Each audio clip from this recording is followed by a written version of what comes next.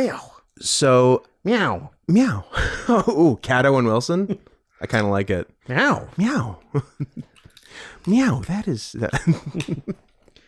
Okay, so I don't know if it's because of the title, but last week's Roblox _oof.mp3 episode is a couple of days away from passing tomorrow's Guyaneers as our best performing episode in quite some time. Wow.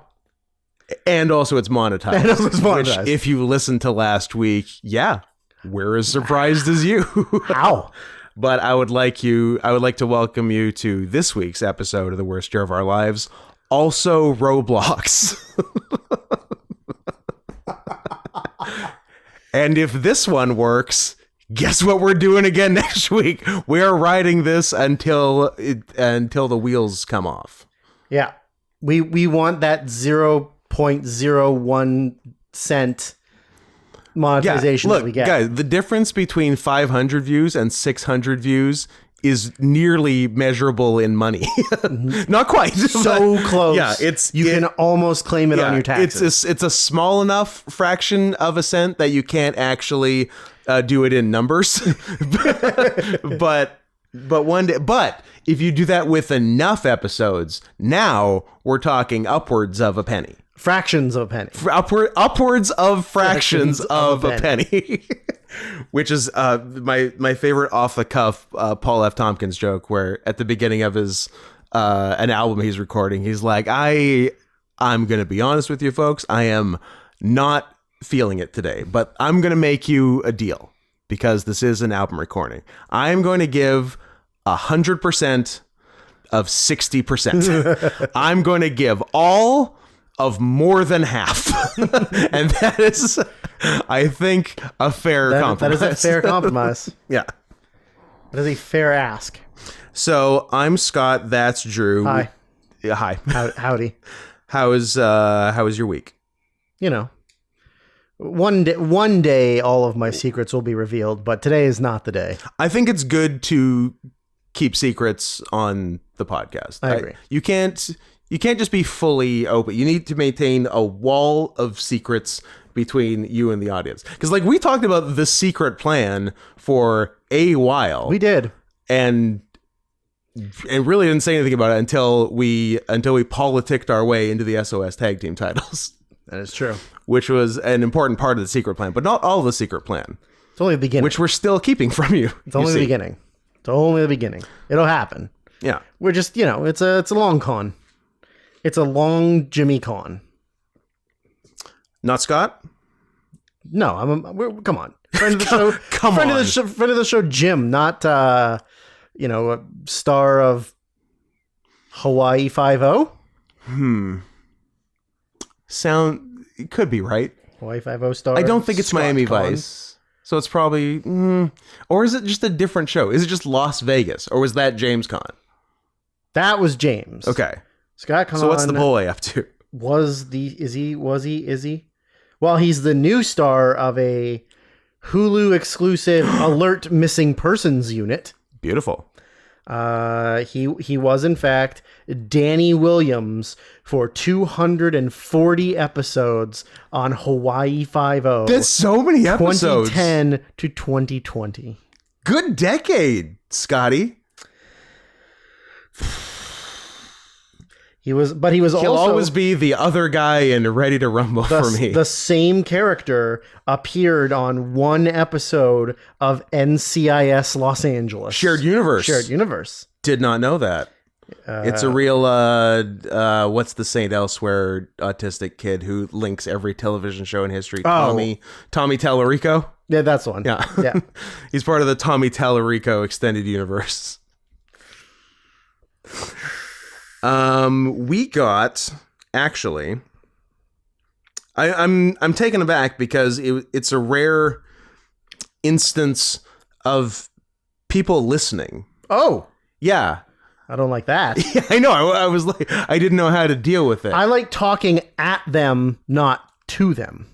Yeah. Well, no, it was still us talking at them, but it was them doing what we said. Oh. Which is a rarity. That is very rare. Because, like, Why? Somebody finally gave us money to buy a proper recording table and proper recording chairs? No, but let's talk about that first, because that's more important. We need a place to record proper. And where we are right now isn't doing it. We're outside in a tent. On the ground, sitting Indian style. Crisscross applesauce. Yeah. First Nation style. Ooh, not the poop poop. Yeah. Feather, not dot. Yeah. Yeah. Nope. Nope. Couldn't say it. Oh, it's too bad. I bet it was good. We're early. We're early. We're early still. I can't say the ethnic slurs early on. But yeah, look, we're not fancy. Oh, you made yourself. Now you have to say whatever it is. No? Can you change the wording so it's nice? No. Can you say it later? If I remember. All right. So yeah. The ones that need... No, I really want to. I can see how much you want to. It's pretty funny. You better just say it. Look, last episode got monetized. Worst case, this episode doesn't get monetized. Also, it doesn't matter what gets monetized because we get basically nothing. The ones that needed to be ethnically cleansed and not ethnically cleaned. Anyways. Man, that's a really good joke that someone else said that Drew was just quoting. I was quoting a joke. And our commentary on it is that it's bad. I was quoting a joke. And that no one should be ethnically cleaned because they stink. No one. You hear that? No one. You listening? So after this gets AI flagged for being bad, when the human is reviewing this, you hear me, human? I hope you caught all the context of that because context is important. All right? All right. Now, we're not fancy men, but we are fancy cats. This much we cannot deny. We like a fancy feast. So, just a couple chairs and a table is nice really... Ones. Oh, yeah, nice ones, obviously. Yeah. But just a setup that works. Yeah. Because we're... Something that's permanent and not that we have to move furniture where there's a whole bunch of... You got to do a whole song and dance every time you want to record a stupid episode. Jumping and jiving. A lot more jiving than I would care to do. Yeah. If we could cut down on world jive about 90%, that'd be excellent. How about some zoot suiting? Should we cut out the zoot suiting? There's always a bit of time for zoot suiting. I mean, how would anyone host Family Feud if it weren't for zoot suits? That's true.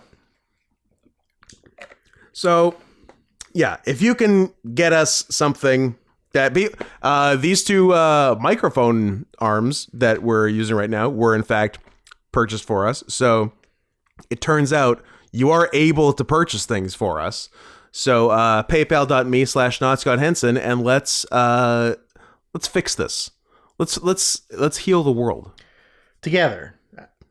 Use our power together to heal the world. For once. By helping us be more comfortable while recording. Yes. For once, let us not use our powers for evil. And again, I can't stress this enough. If you help us by sending money to paypal.me/NotScottHenson or paypal.me/SharonShophouse or both or just one, that the sooner you get us this proper recording area, the better quality this podcast will become. This will be better.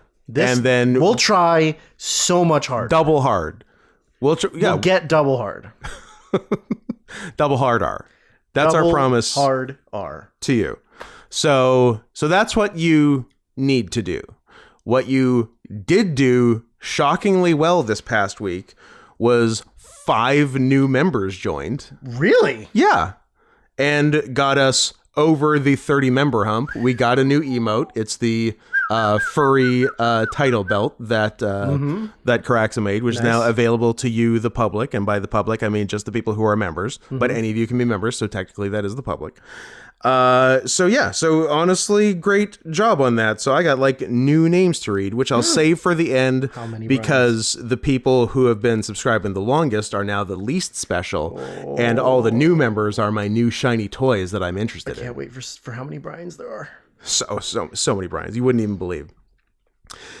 Nick S, member number 1. The only one at 14 months thus far. Then in the 13s, we got a whole bunch with your thickest of hog badges. Shinobu, aka Noted Not Greek Brandon, Zachary K, Maddie, Caraxa, Eve, Brian Palmer, Brian, Tommy, Brian Silverman, Brian. and then the 12-monthers, Final Douglas, Dry Juice, a chunk of 11-monthers just on the cusp of a thicker hog. You've got your Joe Steoten, Caffey, Here I Am 123. Guess what? That's a Brian. Sonex, Pseudo Scott, and then going down, we got Tachyon, we got Limp Bizkit Dreamcast, we got Vicious Cabaret, we got Brock, we got Kuroku Bandit, we got Olivia, we got Martin Hill, we've got Nicola B. Jonesy, Edgy Berserker, Rot Feast Tenders, Enma, and then 5 brand new ones. Dom J the DJ, noted right winger Iggy One, but the cool kind who wants to take us shooting in the Florida Panhandle. Okay. Yeah. Riptide 27, who is that's Justin Gronkowski. Oh yeah, look who finally showed up to the party. Took you fucking long enough. Edward Cornwood, fun name, and Chubby Pencil. So thank you very much, new members, for getting us over 30. And of course, that means anyone listening who's not a member, the pressure's off, and you don't need to do anything. Just kidding. Fucking get on it. We still have unused emotes that we get a new one every 10 members. Let's get it to 40. Let's keep the train rolling. You guys did a shockingly good job once. Congratulations. Keep it up, and maybe we'll stop yelling. I don't think. Not heavy, maybe. There's heavy emphasis on the maybe. But good job on that. Keep it up. Let's get some more members. YouTube.com/@NotScottHansen. Click join. Or if you're a dirty cheapskate, at least click the damn subscribe button, which I would imagine most of you are. But for the few that aren't, at least do that. Christ. What are we doing here? There is a way in somehow to see who's listening while not following and alerting, right? Maybe. I think there is. Probably. I think there is. Because there's YouTuber guys for hockey that I watch that they're like, oh, like 30% of my views are from people who aren't subscribed or aren't. Yeah, I think it'll show that in the analytics. Yeah. Yeah, I was going to ask if that was for live streams, but I think it's for anything. It's for anything. It should just be for videos. Yeah, so I want that percentage at 0. I would also like that percentage to be at 0. I think if you're listening to this, you're a real coward if you're not at least following us. Yeah, like I know some people listen to this on non-YouTube, which is fine, but at least also subscribe on YouTube. Yeah, it's not hard. Just go and click. It helps the podcast you like. So and if you like do us, give us money to help us get a better recording space. What really helps us is giving us money to paypal.me/NotScottHansen. Also Twitter /X @NotScottHansen @Sarian Softpaws, and then Drew. Did you say sex? Nope. Twitter. It would have been cool if Elon just renamed Twitter to sex. He's not that cool. We all know he's a retard. Yeah. Yeah. Also, you can letterbox me at Sarian Softpaws and find my reviews for the most recent Oscar movies that I watched that I didn't like as much as everybody else, apparently. Anyways. You like The Holdovers more than Adam? I liked it a little bit more than Adam. He has not seen Killers of the Flower Moon. I don't think so, but he will. I think he's going to have to. I think he goes even further than me the last couple years. I think he watches everything with a nomination, which is how... That's wild. Yeah, he didn't before, but maybe the last 2 or 3 years, because that's how he got rooked into watching Free Guy. That sounds about right. But that might have been the first year he did it. I'm like, man, you should have waited a year. I wonder how many I would actually have to see if I did that. I'll figure it out later, but... I think it's probably quite a few. I'm not big. I only do Best Pictures because enough is enough. Yeah. I think I only have 4. I got to see 4 of the Best Pictures that are left. Me too, but yours are... # me too. American Fiction. Yeah. Anatomy of a Fall. Seen it. Maestro, I'm not going to see.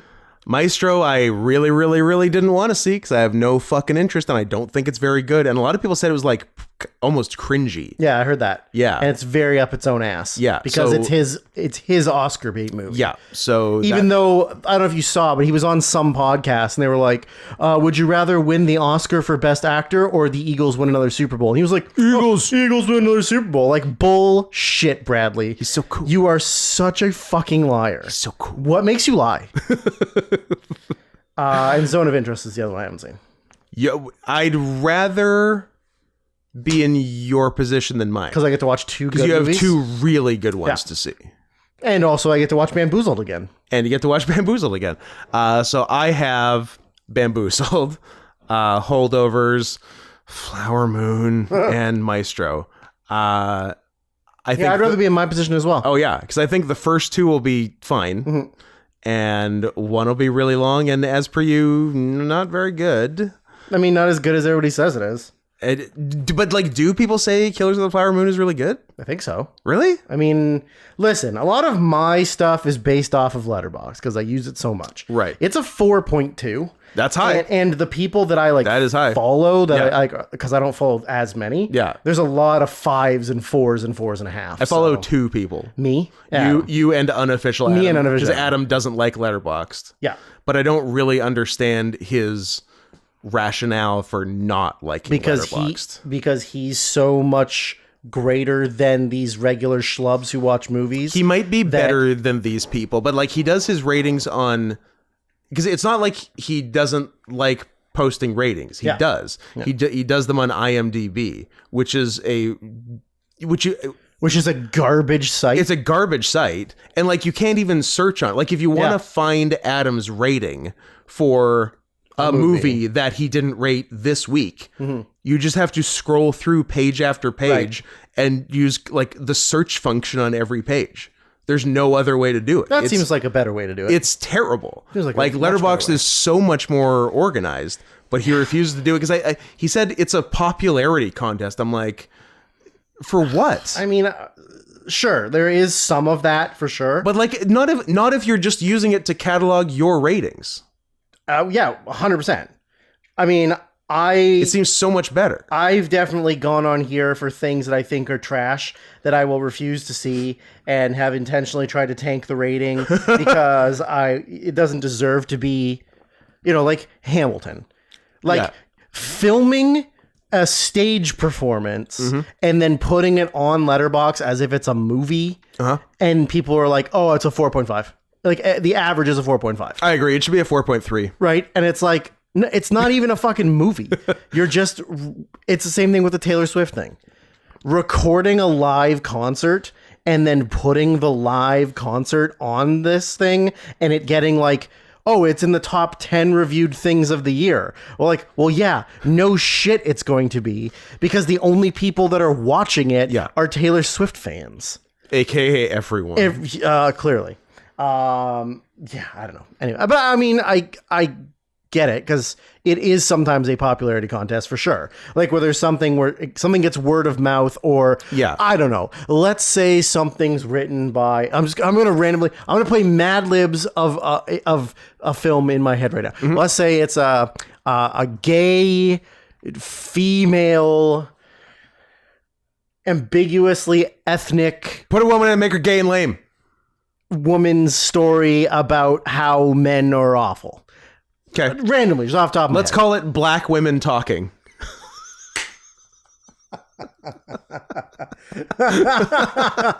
Black women talking to only other women. Except one guy who's also there and is the best actor. He's the best actor of the whole movie and should have got an Oscar nomination. But yeah, I do get that. But it's so much more streamlined and easy to access. And then I'm sure knowing on the levels of functionality that his autism is, that he has his own way of keeping track of every rating he's ever done. I'm sure he has Excel files. He's probably got some. Or something that he can just go to find it. Yeah. But why? I mean, I think if he's just searching his own rating, I think if he just searched a movie on IMDb, it would, just show his him his rating. thing. So Okay. maybe that's all he needs. I Maybe. don't know. But it really makes it more difficult for everyone else trying to find anything. Yeah, especially when you have that much of a following, Yeah. and like people want to see.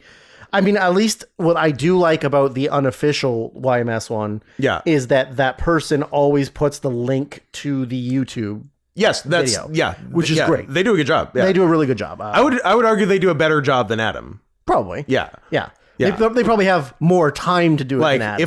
if I could be friends with either Adam or the guy who runs the YMS unofficial letterbox, it'd be that guy. Probably. I bet you he's a higher functioning level of autism than Adam is. I don't know. Nah, maybe not. Maybe not. But I'm gonna say no, and here's why. By how fast the letterbox is updated after Adam's IMDb rating happens in real time. Okay, yeah. Because that is a 24-hour, once every 30 seconds refresh. Yes, just on to the see IMDb. what's going up. Yeah. Yeah. Okay, yeah, that makes sense. Yeah. But I still choose that guy. Yeah. I think if I had to actually watch all of the movies that are nominated, I think I might not have to do that many. I mean, there's definitely some that I would have zero interest in seeing, but I would still have to. I do all the shorts. Yep, that's fine. Some of those shorts might be pretty good. And sometimes they're bad. Sometimes they're about a white supremacist who gets his entire body tattooed black, and it's really silly, and then it wins an Oscar. Yes, it does.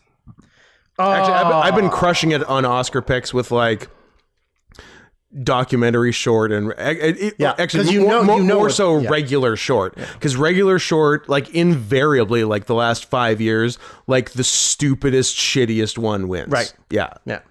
Well, and like you always say, like for documentary, you're always like subject matter. Well, yeah, no, and we're always like, whenever we've watched them, we'll watch like the ones about like the war in the Middle Syria. East or so, right? And then, but no, it's always the biographical ones about the Amy Winehouse, it's always those ones. Yeah. It's never the ones that are about like these dark political matters. Yeah, it's always about like, remember this person that we love, or whichever one is endorsed by the Obamas. Yeah. I don't think I could follow through on watching every movie for the Oscars because is there a one on your boycott list? There is. Because I'd have to watch the musical version of The Color Purple, and I'm not doing that. That's a tough one. You couldn't pay me enough money to sit through that fucking movie. Drew, 2 women have now been nominated for the same role in The Color Purple. Yeah. And the first one won, even though, despite the fact that the first one was Oprah. Yep. She's an Oscar-winning actress. Yep. I've never seen it. And it's a Spielberg movie, so I should probably see it because I like Spielberg. I saw it in school. Because it's such an important movie. Because we read it. Oh, okay. I haven't read a book in 20 years. I'm all the way down to animated feature. And you're not bad? And I would only have to see 5 movies. Oh, really? Just one? The only other one is The Color Purple. Okay. Because everything else kind of matches. Animated feature, 2. Is one of them Pixar? One of them... Is Elemental? I saw Elemental. It's dog shit. And if it wins, but I'm thinking if I had to, that'd be my deal Yep. breaker. The Boy and the Heron's the only one. The Boy and the Heron and Robot Dreams are the only ones I haven't seen. Adam rated Robot Dreams high, maybe an 8. It's supposed to be good. International feature, I'd have to see all 5. Io Capitano, Perfect Days. That's directed by Wim Wenders. Yeah, even though it's Japanese. And then Jonathan Glazer, United Kingdom, even though it's not. It's yeah.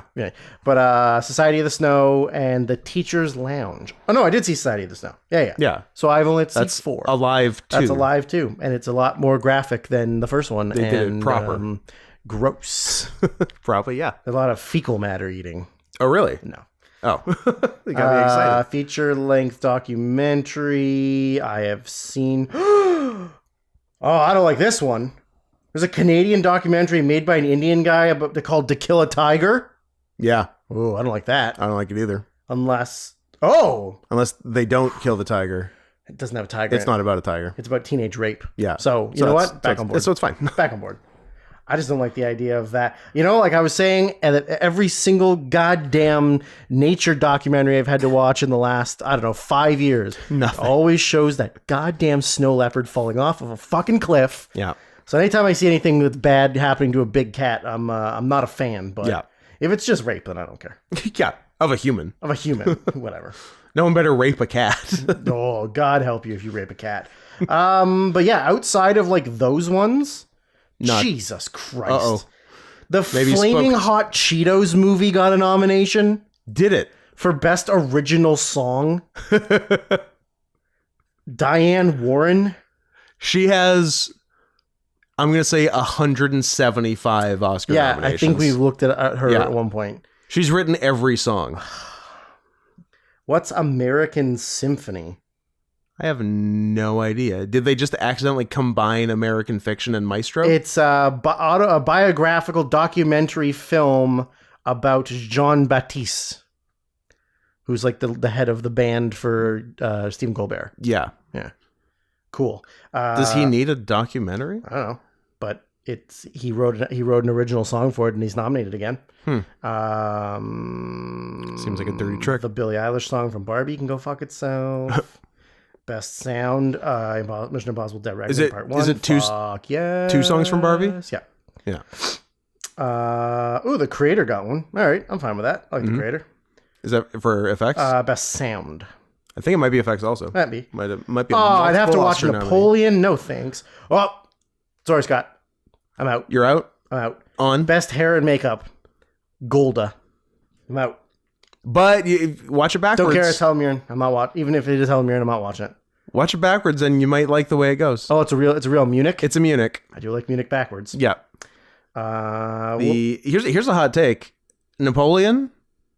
Best movie of the year. Pretty good. Really? Yeah. Huh. I thought it was pretty good. I heard nothing but bad things about it. Me too.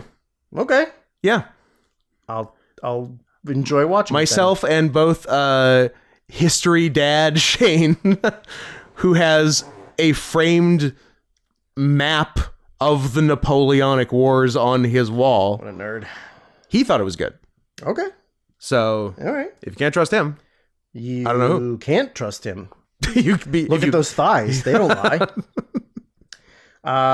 So I guess I wouldn't have to watch that many. But I'm not doing it.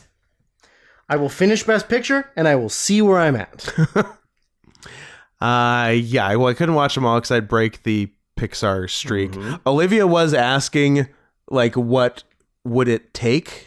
We talked about it on the pod before. For a Pixar movie? We talked on the pod before. Yeah. Because I almost paid somebody's fee to do it for an all request, a Pixar movie. Yeah. And you said I would refuse to do it.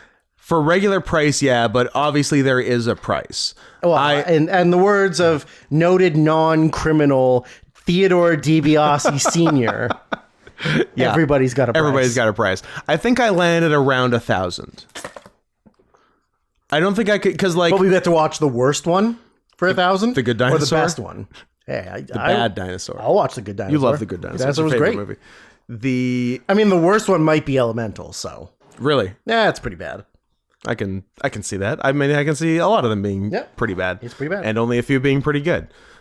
But yeah, because like regular price is $150. Yeah. So it's got to be substantially more than that. And $500 doesn't seem enough. It doesn't, because like if I'm telling people, oh, I broke my no Pixar, my lifetime no Pixar streak, I feel like that can't be less than 1,000. I'm like, yeah, I never watched one, and then someone paid me $1,000 to watch it, so of course I watched it because I'm not a fucking idiot. But yeah, I don't think it can be less than 1,000, and that doesn't mean it can't also be more than 1,000. If someone wants to send $5,000 to watch Ratatouille, great, I'll do it. So that's where we're at for Pixar. So if you guys want to like pool your money. A collective action. Yeah. The only two... Talk to Olivia, do a class action lawsuit, a class action request. Or if there's just a rich weirdo out there, which is really the whole point of this podcast, is just to find a rich weirdo who can finance our stupid ideas. That's the goal. So if you know one or are one, like, get at us and give us too much money, and you're gonna like what we do with it. Honestly, You're gonna like the way you look. I guarantee. you're gonna. First of all, you're gonna like the way we look, That is true. and secondly, you'll like the way you look. Sorry, you found something? No, I was just looking at the list. The only two I haven't seen are A Bug's Life and Turning Red are the only two I haven't seen. And Haven't seen the TF movie, even though it's bad TF. That's because you said it was bad. Yeah, That's it why was ears over ears. ears over ears. I don't like that. You know how when you turn into a red panda, You grow a second pair of ears. by the second pair of ears logic, wouldn't you also grow a second pair of eyes? Yep. Second butthole, Second mouth. second mouth. Just sit.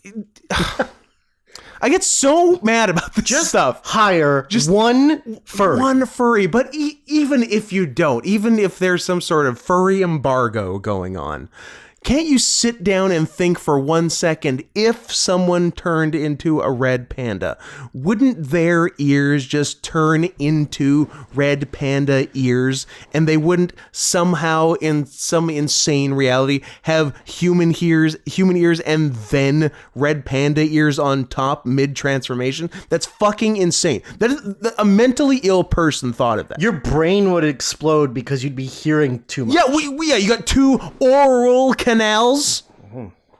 Yeah. The fuck? I don't know. I'm so mad. I like Pixar movies. I will admit that. Me too. I'm They're some of my favorites. I'm a baby, and I like Pixar movies. Yeah. That's what you've claimed they are for. They're baby movies for babies.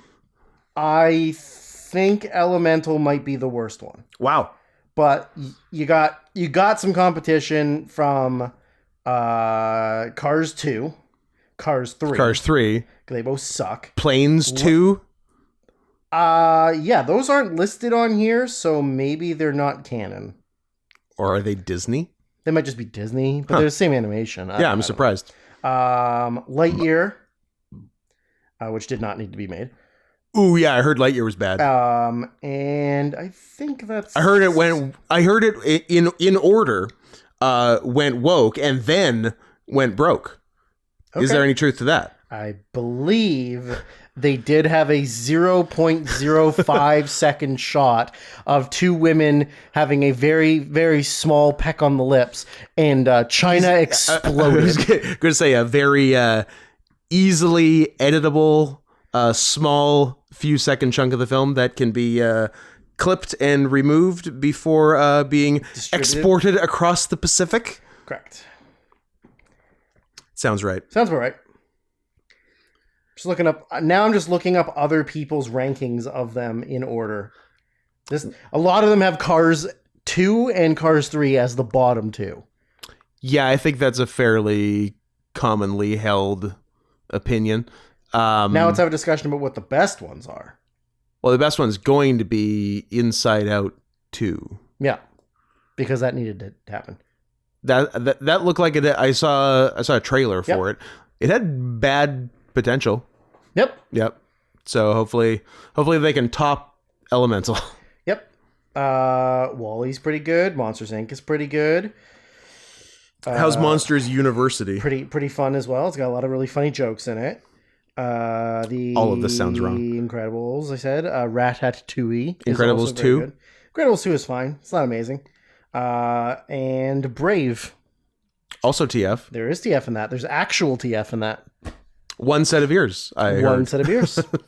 I like how they're getting worse with time. Although they do TF from a human mother into a regular bear, not into like cartoony anthro woman bear. Yeah. So it depends. The way you were saying it, and I don't know the movie well enough to dispute it, I thought you were saying she transforms from a human mother to a male bear, and you see her grow a bear dick. That's what I thought you were going to say. I'm like, tiny, though. Bears have maybe dicks. I need to see Brave. Bears have little dicks. That's why they're so aggressive. The gorilla theory. The gorilla theory. Yeah. Man, we've got a lot of time doing preamble about nothing when we've got so much to talk about. It was a lot of stuff. Would you like to discuss the state of There's two separate states. Israel. Would you like to talk about the state of Oklahoma or the state of professional wrestling? Those are both good options. I've also just remembered I haven't watched the 3-minute video that Sonic sent. So we may do a quick pause and watch that. Watch live on the pod? Although it is only 3 minutes, so I guess we can just play watch the audio, right? Yeah. Yeah, we'll do that. We don't have to do it now, though. I'm going to find it and load it. It's right here. I'll talk about Oklahoma. Oklahoma, where the wind blows, sweeping across the plains. Good enough. Where the something wheat sure smells sweet. Is that sort of pretty close? I think that's better than I could do. Okay. You're the musical Considering guy. I love musicals. Yeah, I defer to you on musicals. Students dressed as furries could be collected by animal control if new Oklahoma bill passes. Oklahoma Representative Justin Humphrey says his bill is a bit sarcastic, but he's making a point. That'll show him, Justin. If one Oklahoma representative gets his way, children who act like dogs and cats during school hours could be punished by ... animal control.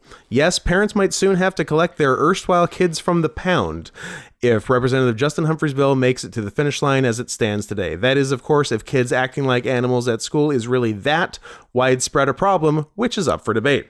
The bill, which was filed Wednesday, seeks to put in place a law whereby students who purport to be an imaginary animal or animal species. Well, I'm with get rid of the imaginary ones. Yeah, no. Real or get out. If you think you're a dragon or a flying pony, yeah, no, you should go to real ass jail. Yeah. You should be tried as an adult and sent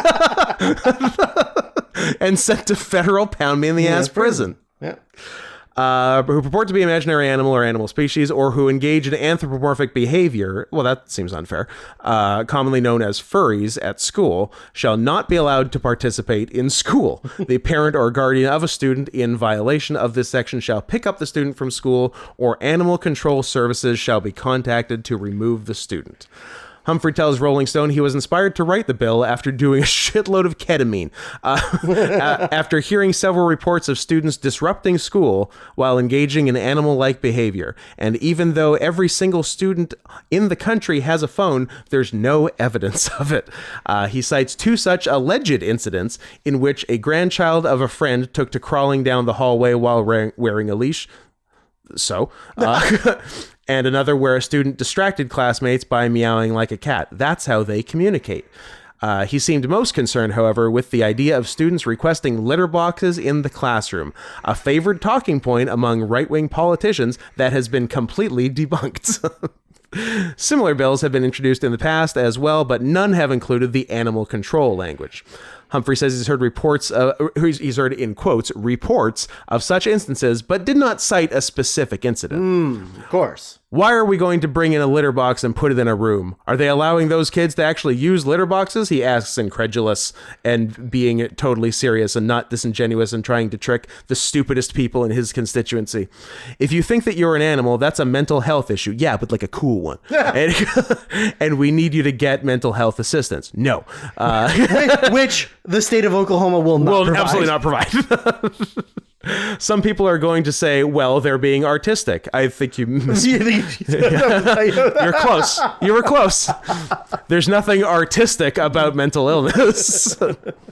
There's something very autistic about mental health. When asked why he decided to use the term furry in his bill, Humphrey brought up mental health once more, saying there's an actual psychological term that goes with that, but it's very, very difficult to pronounce. What? So I just use furries because that's what everybody's calling them. He also implies that dressing up as an animal is a fetish of sorts. We're there to educate. We're not there to teach sexual habits. My lifestyle is not your fetish. Why not both? Although some furries are indeed into the lifestyle as a sort of sexual kink, that's not the case for most. Generation Z in particular, who famously refuses to fuck, has been known to embrace the subculture in a largely non-sexual way, likely due to the fact that a large number of furries identify as LGBTQ, and it only says that, but I'll go ahead and say 2I... AA plus? Yeah, is it 2 I's or 2 A's? 2 I's. 2 I's. 2 IA plus? Yeah. We did it. FP, furries and pedophiles. Yep. As one all together. As one furry told Rolling Stone previously, the fandom is so open that they feel safer exploring their identity more than if they were living in a traditional household. For them, then the lifestyle is more about acceptance than sex. Is there more? Oh, there's a little bit more. But that's all supposing children dressing up as animals in school is a persistent problem. In actuality, some schools have called the notion an ugly rumor. Well, maybe a rumor, but I wouldn't call it ugly. Which Hey, I may be angry and hate-filled. what was the other thing? What was the other thing you said? Which hasn't stopped other institutions from attempting to ban furries and animal-esque clothing. To his credit, Humphrey does acknowledge that these reports could be inaccurate or overblown, but didn't stop me from wasting everyone's time in the house. If these reports are as frequent as I have heard, based on no actual information, this bill feels really good. He says, if they're not, if it's just a rare occasion, I think we still need to address it. So even if I'm wrong, I'm still right. As for the whole animal control thing, the representative admits that it's a bit of a joke. If a dog showed up at school, you call animal control. And if you want to treat these people as actual animals, you call animal control. I'll be happy to rewrite the language to replace animal control with mental health professionals. But right now, I put that in there to make the point, a sarcastic point. Here's why you're not making the point, Justin. Name me a furry, like a hardcore furry, who wouldn't be fucking thrilled for animal control to show up and hook them with the loop on a stick thing and throw them in a cage in the back of a truck. 100%. You just made their fucking dream come true. Are you kidding me? This is how you're trying to punish them? If they were capable of coming, they would come in their suit. Yes. But the antidepressants and hormones have prevented them. It's not happening. That whole time I was waiting for there to be a little snippet that said Humphreys, the only white principal of an all-black school, referring to the students as animals.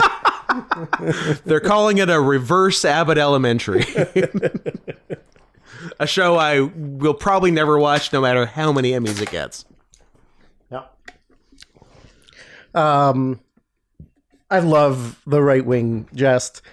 It's great. Like saying the thing, but admitting that it's probably not true, but also not even looking into it once. Yeah, it's this such an interesting combination of like it's like they're knowingly grifting, but also they are legitimately kind of dumb, yeah, and maybe also believe it. It's like a half grift that they've like, but they also do sort, like, you know what I mean? Yeah, it's so interesting, and it's almost like they're grifting, but they're cowards. Yeah. But they know that if they do the grifting, there's somebody out there who's not a coward that will do the work for them. Yeah. Because if they just start, like, you know, putting some, like, a little bit in the fire, then some, like, completely insane white trash redneck is going to come and just dump gasoline all over that fire. And then next thing you know, there's, like, a hate crime being committed at one of the schools. But he, like, well, I didn't do it. This guy did. I didn't do it. I just mentioned it in passing. Does that get us a furry martyr? Will that end up being good for the cause? No, because it's going to be a trans kid and nobody cares about trans kids. He said while wearing his Protect Trans Youth shirt. I would wear a Protect Trans Youth shirt. I just don't have one. Antifa Catboy suggested a Protect Trans Kittens shirt. Oh, exact same reaction. Yes, it's great. In a way it works, and in a way I could see people getting mad at us. If it wasn't Seattle or Tacoma, but if it wasn't Washington, maybe we could pull it off. Yeah, it's tough. Washington's kind of like the one place you can't. Because even though we're making a playful joke that is like positive, that's not how a regular insane lesbian Nazi is going to look like at someone it. Who gets outraged for a living. Yeah. That's why we have like the sexual predator shirt. That one I still want to do. Great shirt. I still want to do that one. I don't think we can do it as good guys. Oh, maybe not as good guys. No. But like that's a great shirt that I think somebody's going to take offense to. Yeah. Should we should we just like sexually assault someone so then we can just stop worrying about the wordplay and just and then that's just our way of legally having to go around and tell everyone that we are just wearing the shirt? Yeah. Excuse me, ma'am, I just moved in next door. Point to your shirt. Boom. Right here. Yeah, I don't think we can do that, but just so everybody knows, there will be new merch coming soon. Yes, there will. Very new merch. Very new merch? Very new merch. Not like that sort of new merch new. we've been trying to pass off for some time. Yeah. Adjectives that don't make sense together. Very new. The very newest. What else? What's going on in the state of wrestling? In the state of Stamford, Connecticut, where one Vincent Kennedy McMahon the inventor lays of wrestling down his head to rest for a total of 45 minutes an evening. That's all he needs. For the last 50 years, because he's got the deep down trauma of his mom's boyfriends molesting him. He got so molested. He got so molested. I would describe him as one of America's most molested men. Yeah. Yeah. But he got it all done. Like if John Walsh was doing America's Most Molested. But he got it all done when he was like real young. Yeah. So like but it stuck with him. But it stuck with him. He's a real Tiger Woods. Had a lot of really solid years where he was just putting up great numbers, making bank. Yep. And then got a little too old and cheated on his wife. Yeah. And had to pay for, in this case, her failed presidential runs. Or not presidential runs, her failed Congress runs. Sorry, I thought you were still talking about Tiger Woods' wife. Oh, well, I mean, so many comparisons. Yeah. Yeah, so we've definitely touched on this a lot in the past with Vince McMahon, former owner, operator, proprietor, world champion, auctioneer, world champion, do-rag wearer, white guy saying the N-word. Soft day. Yeah, still said it to a black guy. We're next to a black guy and a black woman. He said it to it's kind of worse to a white guy. With a black guy right there. And a black woman, because Queen Charmel was there.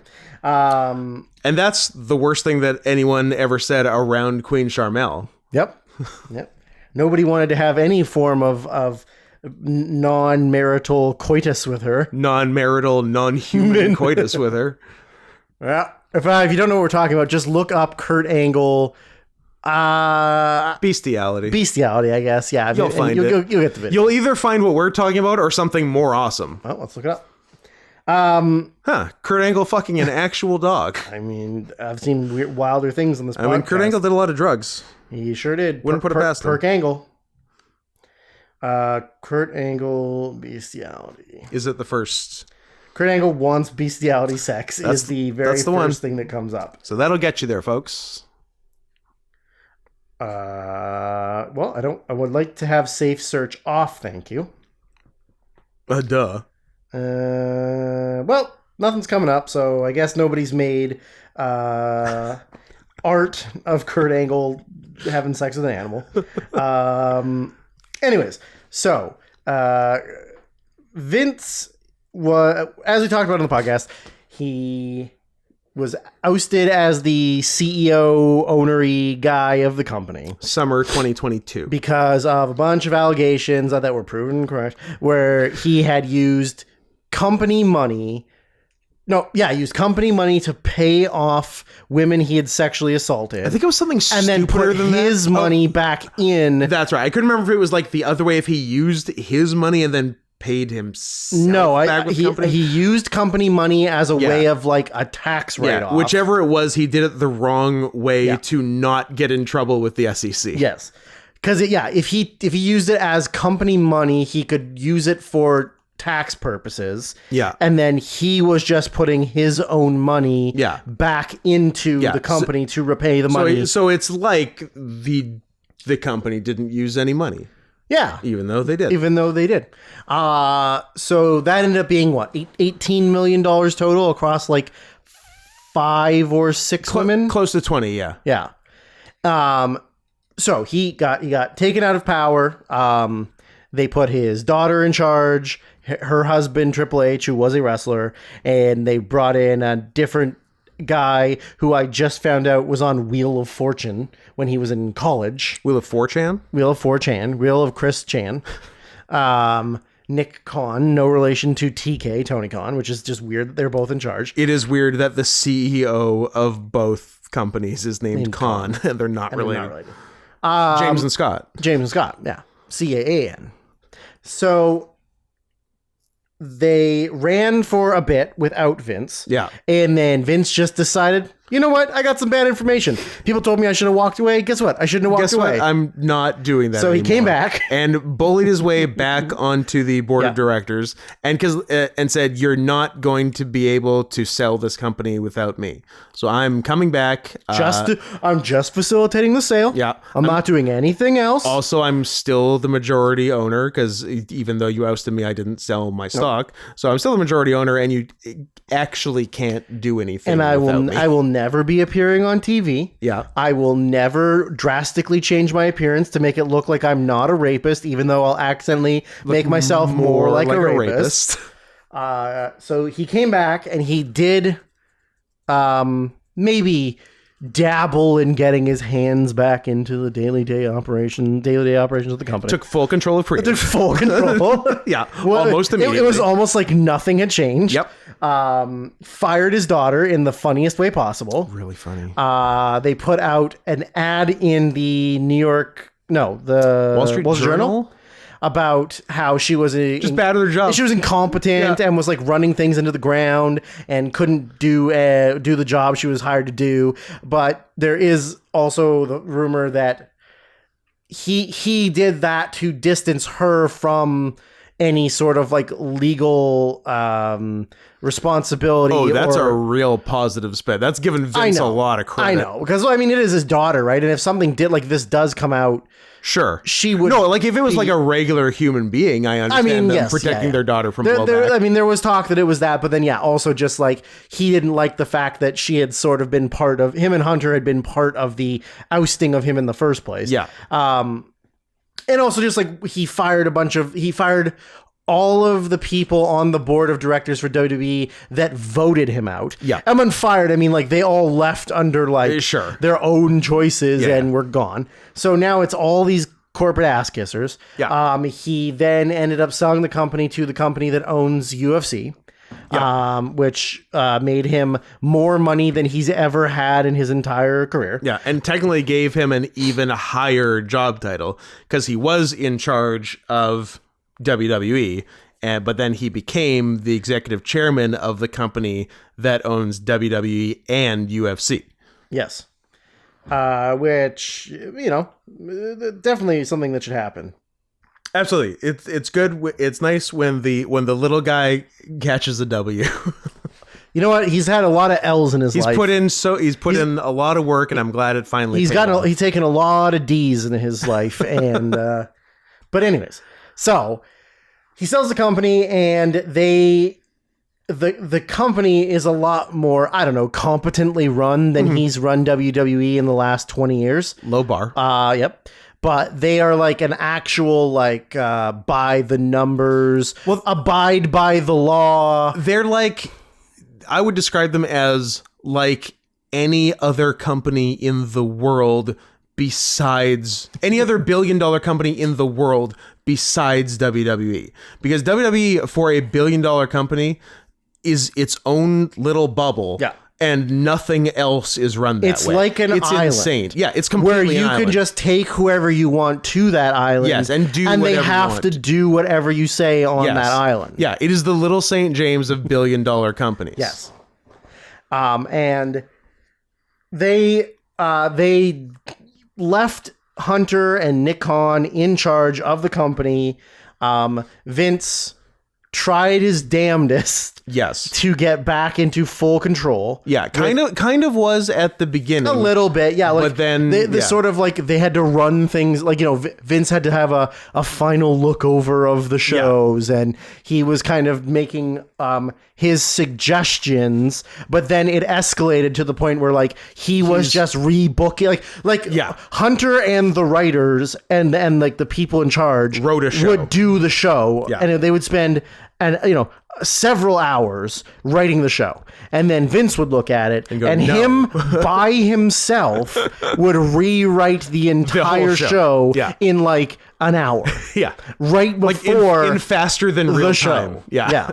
So he did that for a bit, and the product when he left the first time was on the steady upward swing. Yeah, it definitely got better. It was getting a lot better. Was out. He came back in charge. It got went worse. It went right back down to where it was when he was in charge. Yep. And then when he was gone again, things have gone back up. Yeah. Now, I mean, you and I are probably on the exact same mentality of this, that even though it is better, I still don't give a shit about it, and I still don't like it. No. Even though there are wrestlers there I like, and they may do some things here and there that are important or like fun or whatever. Yeah. But on the whole, like, I never need to sit down and watch a full weekly show, or I'll only watch pretty much WrestleMania. That's it. Yeah. But like, yeah, it may be better, but it's nothing I give a shit about. Yeah, like both of these are true statements. It is much better than it was. It's also bad. It's also bad. And two more true statements. They have tons of great talent, and most of them don't do anything. Yeah. But that's because they just like getting paid and not taking silly bumps. Everyone is very complacent, for the most part. Which, like, realistically, I mean, we can sit here and be F slurs about how much we hate it and stuff. I love doing that. But if I was getting paid $1 million a year to take very few bumps and be on national TV, I don't think I would complain. It's not bad. Like, you just get to work out all the time, and then you have very low impact wrestling matches. Can I get Zac Efron big? If you want, even though that's not what your body's supposed to look like. Now, let's get personal on the pod here for a second. We don't often get personal. Because we like to keep the wall. We're professional. We built the wall. Just ignore those giant gaps between the wall where you can walk in. You can just walk. But like, we built the rest of the wall. Okay. You look like you've lost some weight. Do I? You look a little slim. All right. Yeah. I'll take it. Good. I've also lost. You also some have. weight. Absolutely. So we're a couple of slim boys. But if you wanted to pay me Slim shadies. Slim shadies. If you want to pay me $1 million to live in Florida, maybe not be on TV for 6 months, but I just get to work out every day and do whatever the fuck I want, I'm gonna take it. Pretty good. So like, we can shit on them all we want, but like, I'll do it. Give me the money. Yeah. Yeah. I'm already a better wrestler than every single woman in your company.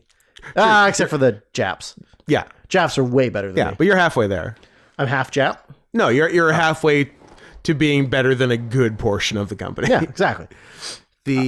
Should we get how jacked? Yeah. How good shape should we get in before it's showing off?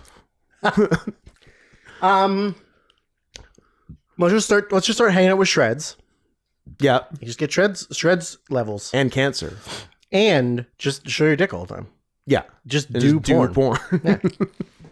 I've more than once seen his limp penis completely unrelated to anything I've been doing. Because he has become great friends with Jordan.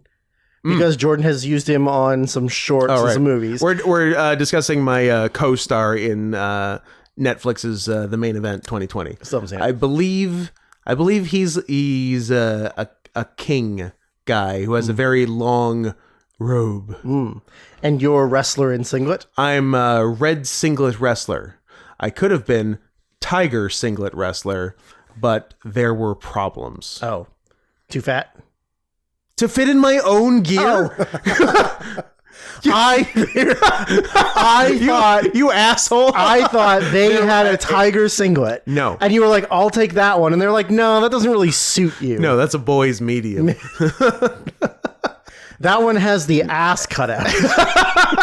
We're not using That's that for a one. different production. No, I brought my gear. Yeah. And they were like, it's too, you stand out too much. Yes. Yeah. I can see that. But not before like 6 changes back and forth. Oh, okay. Like it was. So they were like, yes, no, yes, like no. like a higher up person would every time I came out of the little tent you got changed in, like a new higher up person would be there, and they would say the opposite of the thing the last person said. What did your best friend Ken Marino think of it? He loved it. Then you should have gone with Ken. I know. The Miz hated it, so that's how I know it was good. Yeah. Anyways, back to where we were. Yeah. So, yesterday morning. So and Vince is fully out of creative now. Sorry, Vince fully out of creative, but he's still The executive chairman of has $17 trillion worth of stock. Yeah. So yesterday morning. Yeah. Big day. Yesterday was a big day. Yesterday was a huge day. Yeah. So the news story broke that a woman who had been paid off to not say a goddamn word, but bitches love to bring up things from the past. Yep. And she came forward with enough proof of years from 2019 was when she got hired. Yes. So 2019, when Vince McMahon was 71 years old. Literally older than that, like 74. Yeah? Yeah. Oh, yeah, I guess he is. He's 77, 78 Yeah, now. that's true. I think you always forget how old he is. He's well into his 70s. Well into his 70s. Yeah.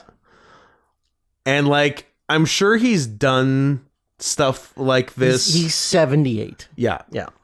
Yeah. So he's potentially 74 then when this started. I'm sure he's done shit like this his whole life, but between the fact that obviously if you're sending text, there's a paper trail for everything now. And I feel like he's been doing it for so long and never really gotten in trouble that he's kind of gotten sloppier and just like doesn't care. He's just like in that I'm untouchable mode. Yeah. But he got real sloppy on this one. I would describe it as super sloppy. Man, I forgot how terrible his grandkids' names are. Fuck. Oh, Shane's kids? Shane's kids. They're bad. Declan, Kenyon, and Rogan. Yeah. Anyways, so it started out with, I don't think the allegations were as insane in the morning as had come out by the afternoon. I think in the morning it was just that There's the text messages. There were some text messages and that she had been paid off for taking naked photos and sending them to Brock Lesnar to try and convince Brock to resign in 2020. Because I guess, I don't know what the lady looks like because maybe we'll never know. But everything... She doesn't have a Facebook? Everything... I don't know. She probably does. Everything across all of this information makes it seem like everybody wanted to fuck her. Yeah. Like, that was the story, was that, like, this person found out that so-and-so fucked her, then he wanted to fuck her, so then Vince made it happen. Yeah. And then this person also. So, like, I don't... She must be amazing. I guess. What's her name? Linda McMahon? Yeah, that's her. Vince McMahon accuser. Janelle Grant. Oh, she is young. Oh boy, that doesn't make it any better. Huh. She's young and cute. That is not what I expected her to look like. Yeah, me neither. I don't know what I did, but it wasn't that. Yeah. But she's young and cute. She's like maybe 30. Maybe. And yeah. Okay. Well, now, you know what? I'm kind of more on her side now. No, I'm just kidding. So, oh God, just this sexually happened. Ugh, Drew showed me a side-by-side of poor Ms. Grant and jet black dyed hair and Vince McMahon mustache as Vincent Price. Yes. Man, that's a shame. Anyways, what's Janelle Grant, sorry. We're gonna dox her on the air, even though everybody can just look it up. Here's her home address. X.com. So yeah, that was the initial report, was that she she'd done that, and then he had made sexual advances on her, and he had paid her off. But then by the afternoon, boy, oh boy, did we get some information. More stuff. Should I just read off? Probably. Where did I send them? I sent them to you and Kelly. Give me the x.com. Thank you. I love that it still says twitter.com at the beginning. That's what It's the best. with regards to so anyway, sorry. So she filed a lawsuit that he had sex trafficked her. Yes. That's what it was. So she gifts given, Which I think is serious. it's pretty serious. I think you're unless not- you're Andrew Tate. Then you get off scot-free. Yeah, is he Oh, he's fine. okay? He's living his best life. Is he in jail but also like live streaming every day? It was Romania, Scott. Do you think that he's going to go to jail in Romania for sex trafficking? Not really. No. I mean, what is Romania without sex trafficking? He's it doesn't keeping even the economy exist. going. Yeah, it doesn't even exist. Yeah. Okay. that makes- So anyways, this is the list of gifts given to. I'm going to read the gifts first. Okay. Then I'm going to read the sex crimes Okay. afterwards. So listen to you the- guys, the listening audience, can contrast and compare the two lists. Yeah. And see if the compensation matched the crimes. Put yourself in Janelle's position, and when the gifts are read, think of what is the most you would do for that. What's gift. your limit for that gift? for that gift? Yeah. So like, would you see a Pixar movie? Well, exactly. So, from 2019 until early 2020, McMahon provided Miss Grant with gifts to keep her under McMahon's control. Upon information and belief, the gifts provided to Miss Grant included ones purchased by McMahon and expensed them to WWE. Great. So WWE paid for them, and he maybe reimbursed that too. Who knows? Yeah. Examples of items received by Miss Grant from McMahon in 2019 include the following.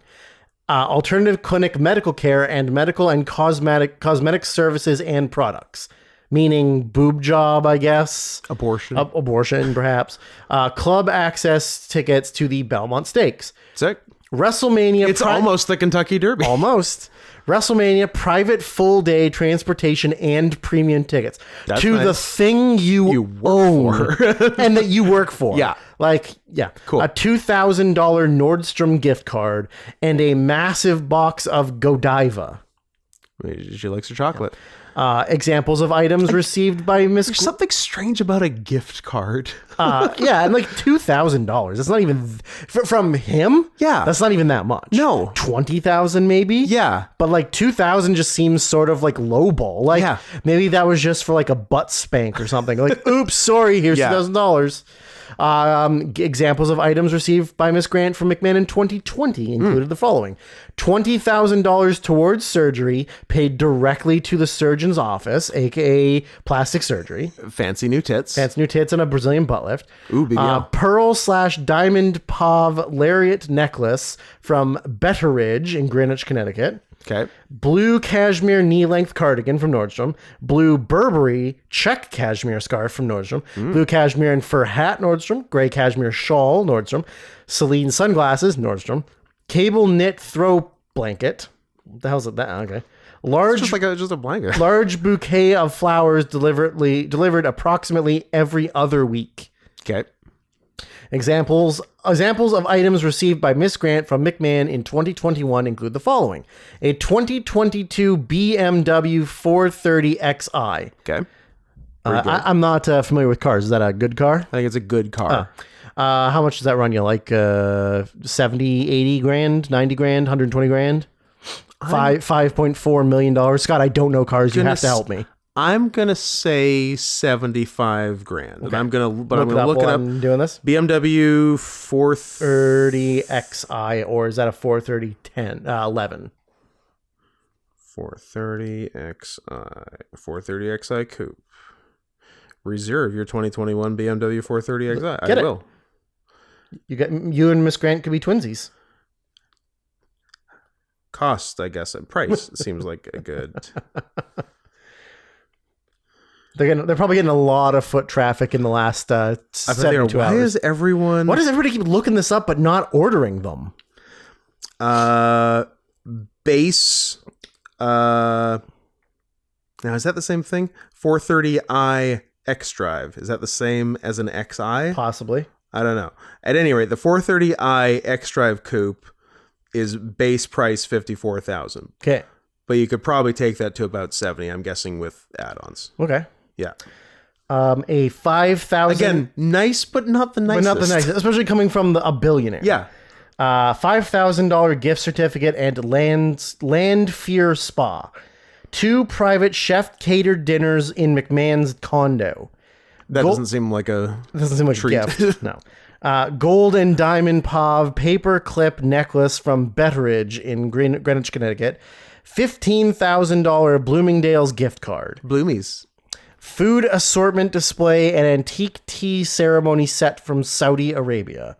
A large bouquet of flowers delivered approximately every other week. Damn.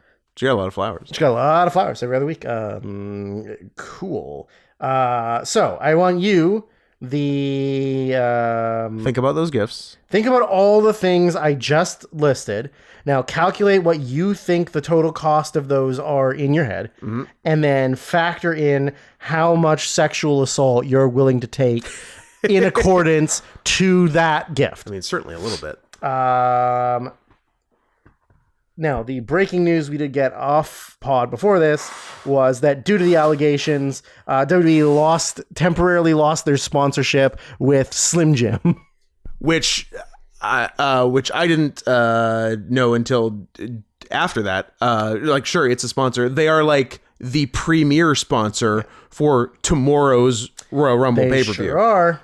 You mean Saturday, a couple days ago. 2 days ago's Royal Rumble pay-per-view. So this is like if last year, God forbid, if I know where you're going. You know exactly where this is going? Exactly where you're going. God forbid if this information had come out last year.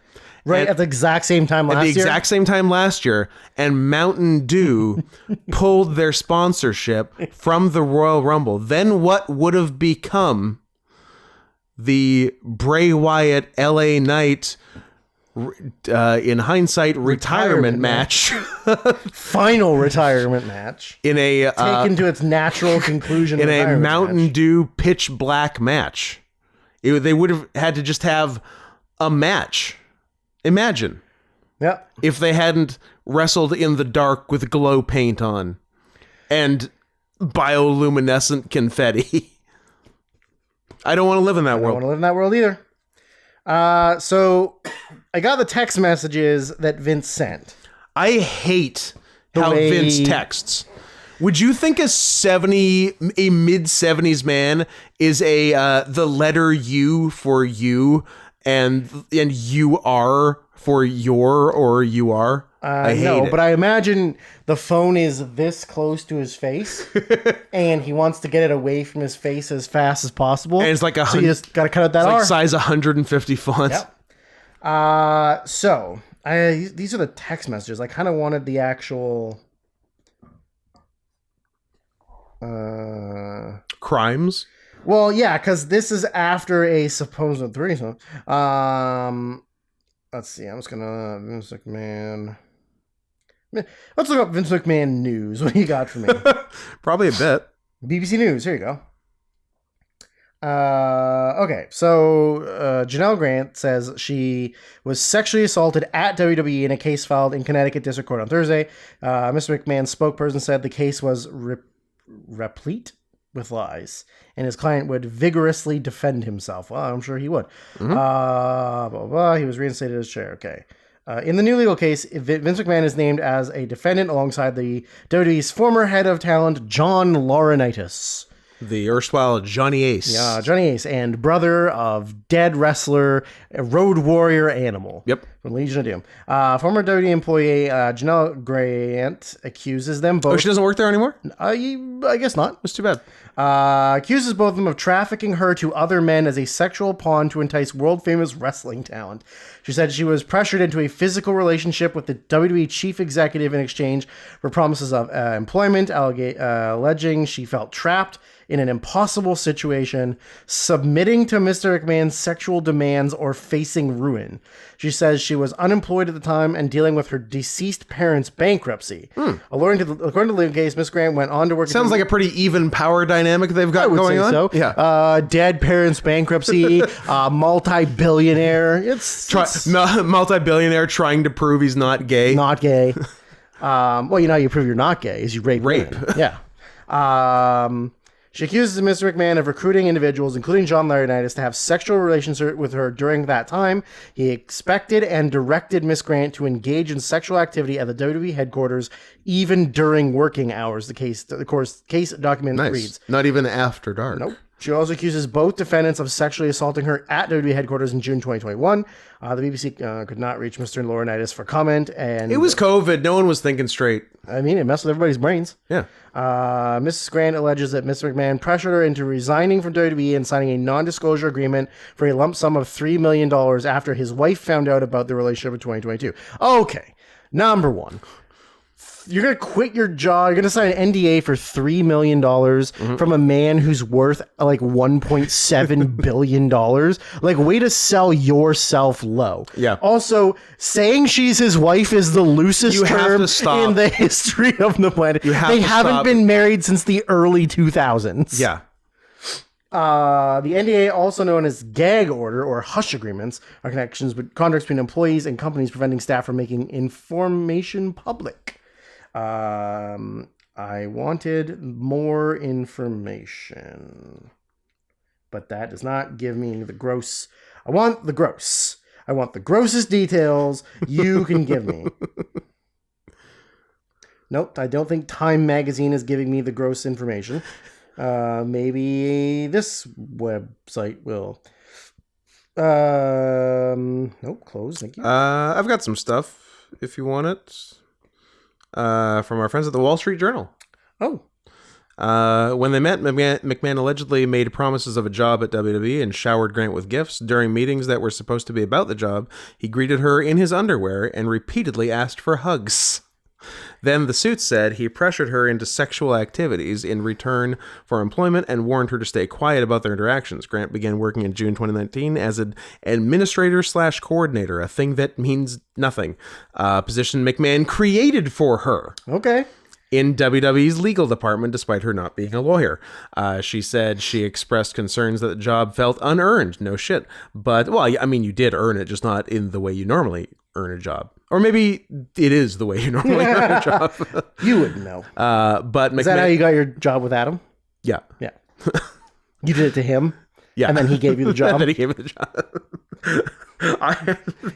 I sexually harassed Adam into giving you a job? Yeah. But McMahon told her that all she needed to do was not tell anyone and that it just has to look legit. Colleagues complained about overflowing inboxes, but Grant had little work. Meanwhile, McMahon allegedly sent her sexually explicit messages and his sexual demands increased. He forcefully used sex toys on her, including dildos he named after WWE wrestlers, causing her bruising and bleeding, the suit said. Grant alleged that she complained to McMahon and made attempts to end the relationship. She alleged that McMahon and another WWE executive, John Laurinaitis, locked her in an office in the headquarters in June 2021 and took turns sexually assaulting her while other staff were working outside. In the middle of another workday, also in June 2021, tough month, McMahon locked Grant inside his private locker room at WWE's offices and forced himself on her over a massage table, the suit said. Later that day, McMahon's personal assistant delivered $15,000 in Bloomingdale's gift cards to Grant in her office. My mother calls it Bloomies. Doug Benson on Friends. I have a hard time believing. No, I'm going the opposite. I see. I have a hard time believing that Vince McMahon could get an erection. That is a good point. Maybe with enough chemical help. I mean, I guess if he's okay, let me set the scene for you. Do it. Now, Vince just walking down the hallway, arms flailing, huffing and puffing because he's barely able to breathe. Sure. And then sees her, pulls her in a room, tries to rape her. I don't think it's happening. Yeah. Vince in his office earlier in the day grabs a big old syringe of whatever. Yeah. Right in his dick. Yeah. Then I think goes, it has to be direct. I've got 2 hours before I have to go do a rape. So I'm going to load myself up now so that when I'm going to do the rape, I'm going to be good to go. Yes. So premeditated. Yes. This is first degree rape. First degree rape. Yeah. He had a chance to call it off. We're getting demonetized, right? We didn't last week, so I don't even know. This is a lot of rape talk. It's a lot. We'll see. Okay. But look, human reviewer, we've already had a word. I hope we don't need to again. The suit also includes screenshots of explicit text messages that McMahon allegedly sent to Grant, which I will be reading in a second. May 2020 message said, "I'm the only one who owns you and controls who I want to fuck you." Grant alleged that McMahon shared nude photos and explicit videos of her without consent with other WWE employees, unnamed executives and stars, and directed her to have sex with them. Brock Lesnar. The suit cited a July 2020 text that said others at WWE wanted to have sex with her after seeing the photos on McMahon's phone, and the group laughed when he told them she may scream and try to say no, although it would be just the letter B. Disgusting. Difficult to say anything with a cock down her throat. A limp one, because he can't get a boner. Yes. McMahon recruited people to have sex with Grant as well, including WWE's former head of talent relations, John Laurinaitis, who is named as a defendant in the suit. McMahon directed her to visit Laurinaitis at his hotel rooms, where she had sex with Laurinaitis prior to the start of workdays, the suit alleged. McMahon controlled her professional and personal life and subjected her to degradation.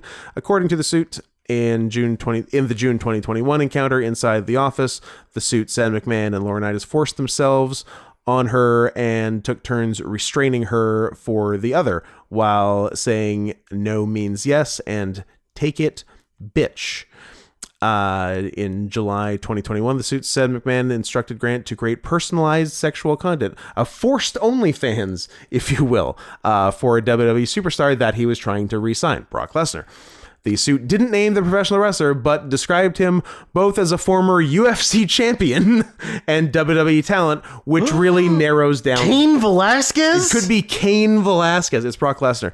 People familiar with the matter identified the wrestler as Brock Lesnar, one of WWE's biggest names, who I'm gonna use a little reverse crystal ball here and gaze 2 days into the past, where he was noticeably absent from the Royal Rumble. Huh. Well, interesting. We'll see if my reverse prediction comes true come the time you're listening to this. It's weird podcasting from the past / future. It is, but we do it a lot. We do. The suit said McMahon shared the explicit photos with the star and informed Grant that he likes what he sees. After the star agreed to a new WWE contract, McMahon texted Grant in August 2021 that part of the deal was fucking you. That December, McMahon gave Grant's personal cell phone number to the star, the lawsuit said. The wrestler asked her to send a video of herself urinating, the suit said. After she did, he called her a bitch. That's not nice. That's just not nice. It's not nice. Do this thing for me. Okay, I'll do the thing. You bitch. That's... Come on, buddy. You ugly bitch. That same month, the suit said, the star expressed a desire to set a play date, but a snowstorm disrupted his travel plans. Oh, from where? Like middle of nowhere, Manitoba? Probably middle of nowhere. How much more is this? Because there's one part I really want. It's the one that I got right in front of me, probably. There's a couple more things, so we'll see if I get there. If not, I will throw it over to you. In January 22, the suit said McMahon told Grant that his wife, Linda, again... Why are we calling it wife? ...had discovered the relationship, and he pressured Grant to sign an NDA in exchange for the payments. The CEO warned Grant of reputational ruin that included pornographic content he had of her. A little revenge porn on top of everything. Oh, it's awful that they would have that. They would put them on those sites. I mean, there's so many of those sites. Could you know exactly which one he put them on? That was very good. He paid her about $1 million in February, the suit said, and later stopped making the payments. After Grant signed the NDA, McMahon continued the abuse, according to the suit. Well, after she signed the NDA. Yeah, then you can do whatever you want. It's fair game. You're good to go. You can't tell anybody, bitch. It alleged that he forced Grant to perform oral sex on him the last time they met, and then attempted to traffic her to the WWE star in March 2022. She texted the star explicit photos as directed by McMahon, but they didn't meet, the suit said. So it turns out Brock Brock Lesnar, good guy. Grant alleged that the company diverted attention away from McMahon's abuse by focusing on the accounting for the payouts. That's exactly what they did. Others at WWE knew about McMahon's misconduct, but worked to conceal the wrongdoing, according to the suit. I skipped a couple parts, so I guess I skipped the good one. So take it from here. Let's see what we got here. The lawsuit alleges that McMahon also used intimidation and coercion to make threats to her livelihood and her reputation if she wouldn't succumb to his increasingly depraved sexual demands. One particular incident highlighted in the lawsuit claims that Grant was pulled into a conference room at dirty offices where she was allegedly sexually assaulted by both McMahon and Laurinaitis. Another incident alleges that McMahon defecated on Grant during a threesome and ordered her to continue pleasuring his friend while he left to shower off. That even leaves out an important part. It was in her mouth? It was on her head. It was on her head, yeah. He shit on her head. On her and head. then said, keep fucking my friend. Yes. Yeah. He's also accused of sharing sexual explicit videos of her, including pornographic content he recorded with her, to other employees. So he's not only is he showing naked pictures of her, he's showing pictures of, like, videos and pictures of them having sex. Yeah. I think that's everything. The lawsuit comes just days after TKO announced a massive 10-year deal worth $5 billion to move the flagship show of WWE Raw from the USA Network to Netflix starting in 2025. The transformative deal was a significant increase in broadcast rate fees from the previous deal with NBC Universal. I think this is just all business talk. And this does have the defecate. It was...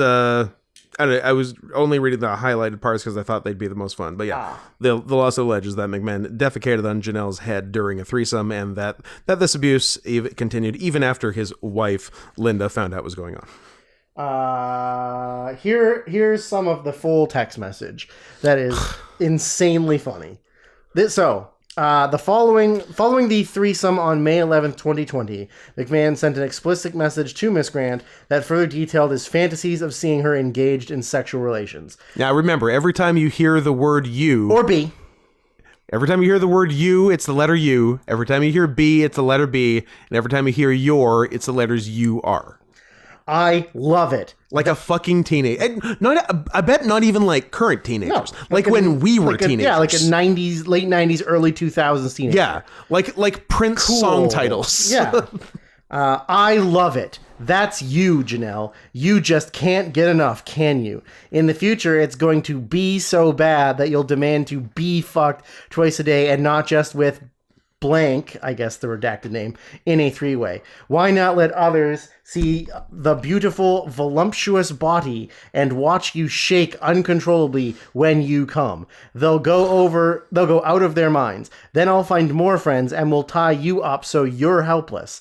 I'll direct them to have their way any way they want. You can make you scream the loudest. I'm literally reading this with 3 exclamation points. Maybe I'll just line them up and have then squirt in your mouth. Your pussy with an E-Y. Oh, yeah, I forgot poussey. all over your tits and ass. All over the same time, you'll be covered in cum and we'll make you eat it all and taste everybody's cum. The next morning, you'll be a little sore, but you're still going to want more. After all that fucking over and over, I'll be... No, come on, where's the next one? I'll be your... Oh, is this... No, sorry. Oh, that was the end of that one. After the threesome began, McMahon became more sadistic and his fantasies focused on control, such as choking, sensory deprivation, pain, humiliation, and group scenarios in which Miss Grant was to be physically overwhelmed and subservient. Our last picture. You need your panties ripped off and 3 big black dicks all in 3 holes at the same time. Way up your pussy with an E. And way up your ass. He spells pussy like that more than once? Oh yeah, Pussey. That's just how he spells pussy? I guess so. Way up your ass as far as they go, but even farther. And the thickest cock goes down your throat, so it will make you gag. and convulse as those big black hawks pound away. It feels like from the start you're being assaulted, but it made you come nonstop. Just one continuous constant orgasm, and just before you pass out, those big black dicks squirt their loads of cum inside you as you lay on your stomach, and the cum is coming out all your holes. I'll turn you over and jack off all over you. But P.S. Sorry if this is really triggering for anybody. What a fucking monster. Around this time, Vince McMahon openly shared explicit photos and salacious stories about Miss Grant with WWE crew at TV tapings. A group McMahon also referred to her as his fan club. Indeed, McMahon messaged her a truthful story of having just shared explicit content of her with a group of 12 men on the WWE tech crew and recounted the obscene details he shared with them. Bet you nerds never seen pussy like this, pal. I just passed my phone around to a bunch of guys on the tech crew. They were screaming, "Oh my god, she's fucking beautiful. Look at that ass. I'd love to get that." I paused to count out loud how many guys there were. 12. I then said, "Okay, there's 12 of you, and she would love to fuck each and every one of you at one time." The guys cheered, but she will only do it if she takes 3 at a time. That brought a huge reaction. She wants one deep in her ass, one deep in her throat, and one in her pussy, spelled with an E. And you can pound her and keep her pounding until you pop your load. She may scream and try to say no, although it would be difficult to say anything with a cock down her throat. They laughed. I then said, "Listen, no. Matter what, just pound away till you squirt. Baby, these guys were having a blast with me. Some of them didn't believe me, so I said you were the greatest fuck in the world, and no matter how much you get, you always want more. And then I said she loves cum. Baby, these techs, as we can call them, were having the time of their lives listening to my truthful story. I then said you would take a 10-minute break between each fucking, but then you would get back on your hands and knees with your ass in the air and say, 'Okay, I'm ready. Who's next?' LOL. I drove them wild, baby, or I should say, you drove them wild. Just imagine if this really happened, baby. How much cum would you have coming out all your holes?" Can there not be more? There's one more. All right. There's one more. This is worse than what I did last week. No, because you're enjoying this. I can see your rager. On February 5th, 2021, McMahon sent Miss Grant to establish a schedule for when other men, including a physical therapist and Laurinaitis, could have sex with Miss Grant, which Miss Grant attempted to rebuff. Exactly, baby. Please don't get the entire staff to rape me. He's not the only one. Blank called me this afternoon, begging to eat you and fuck you with his nice and hard dick. And her response is, "Give me another week, baby, and I'll be ready. I'm feeling more like myself. It's not great, but I'm getting better. Tell him soon." I already told him, baby. By the way, Johnny wants Tuesdays, but not this coming one, and the occasional Saturday, but maybe I can shift it to Thursday nights. Johnny would like all of the above. Is Johnny married? Yeah, he was married to one of the Bella's mom. Oh, yeah. Was or is. I don't know. She can't be psyched if she still is. I don't know. Johnny Ace. Johnny Laurinaitis. John Hodger Laurinaitis. Spouse, Kathy Colas. Married. Current spouse. 2016. So, in theory, I think. Did you finish the text? I mean, I can find more if you want, but they should both be executed. That's fucking horrific. At the bare minimum, chemically castrated. Yes, but yeah, good enough for touring. Good enough for McMahon and Laurinaitis. Yeah, I agree. That's like the highest levels of just, I have too much money and I don't know what to do with my time. Let's sexually assault a younger woman. Truly mad with power. Yeah.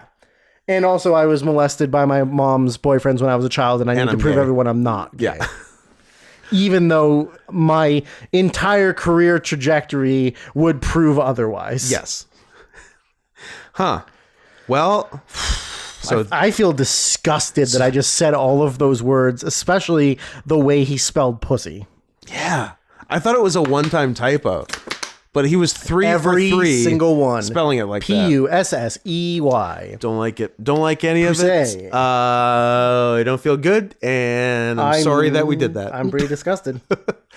I'm not sorry for last week. Everyone but 2 people, 1 commenter and Drew, enjoyed my recounting the ramblings of a schizophrenic who, if you haven't looked at the YouTube comments for last episode, definitely got wind of things and had a lot to say.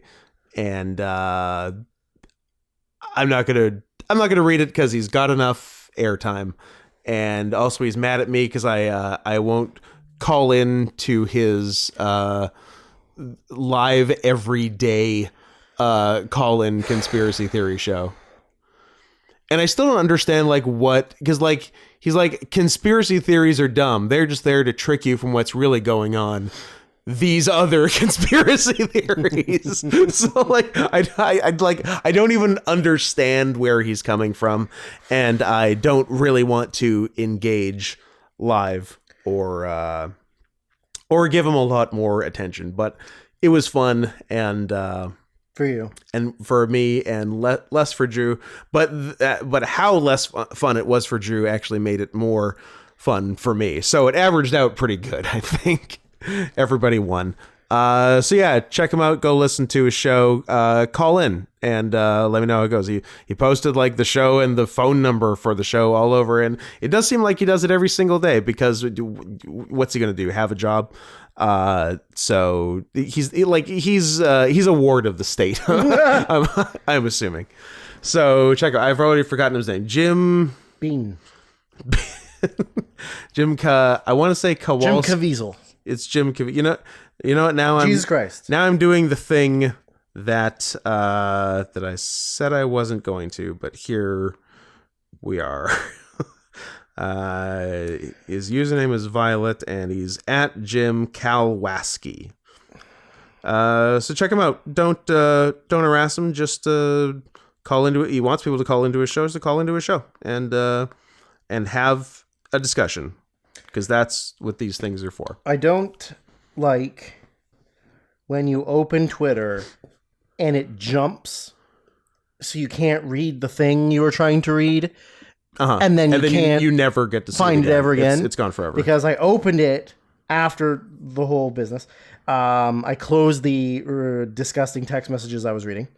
And it said that a separate sponsor that is not Slim Jim had been talking to Endeavor, a big name company, had been talking to Endeavor about the possibility of some kind of agreement, but has since pulled out of the conversations. That's a shame. So I don't know what that would be, but yeah. Oh, and also funny thing about the Endeavor deal itself. Vince McMahon was technically Dana White's boss? Yes. And still is until they for now until they get him. Yeah, but Endeavor was by no means the best offer to buy it.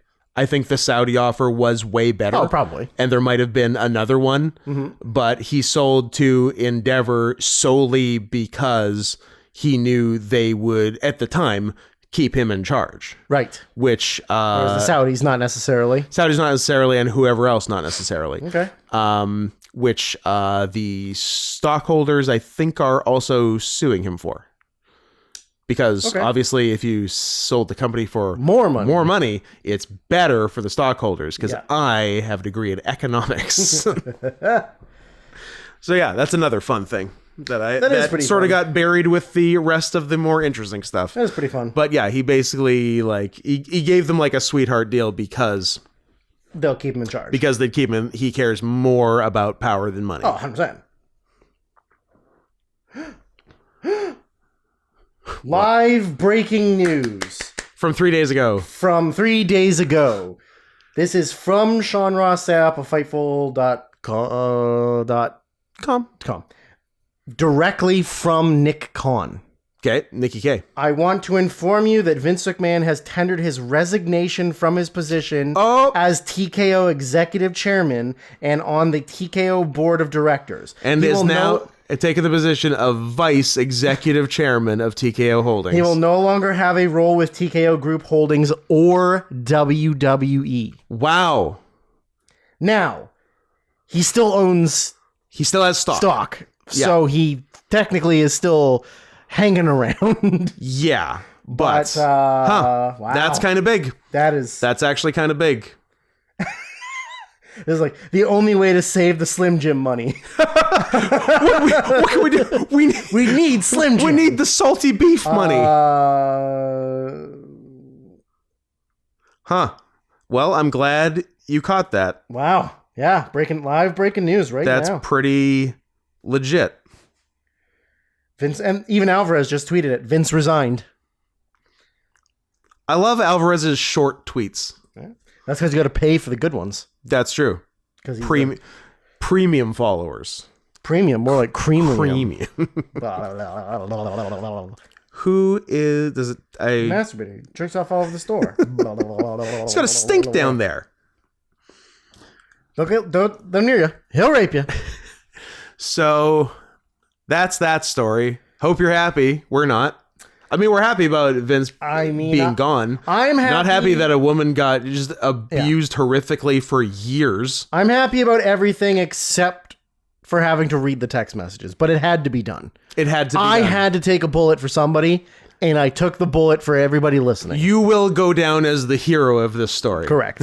I am the hero. There's you, the hero, Vince McMahon, the villain, and also a lady that stuff happened to. Yeah, but... it happens to a lot of ladies. Sure. No, it's not every day Vince McMahon gets busted and has to resign from the company he started. Yeah.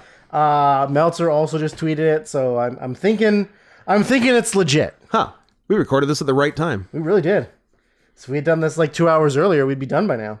Or if this was live, people would care. That is true. But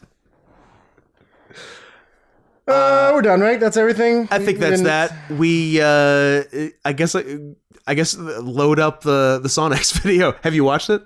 I did. You did what you were supposed to? I did the homework, unlike you fucking coward. I got real sleepy last night and forgot. It's okay. I watched it as soon as you sent it to me. Look at you. It is 3 minutes long. Is it, will it play well in audio form, or should we pause and I just watch it?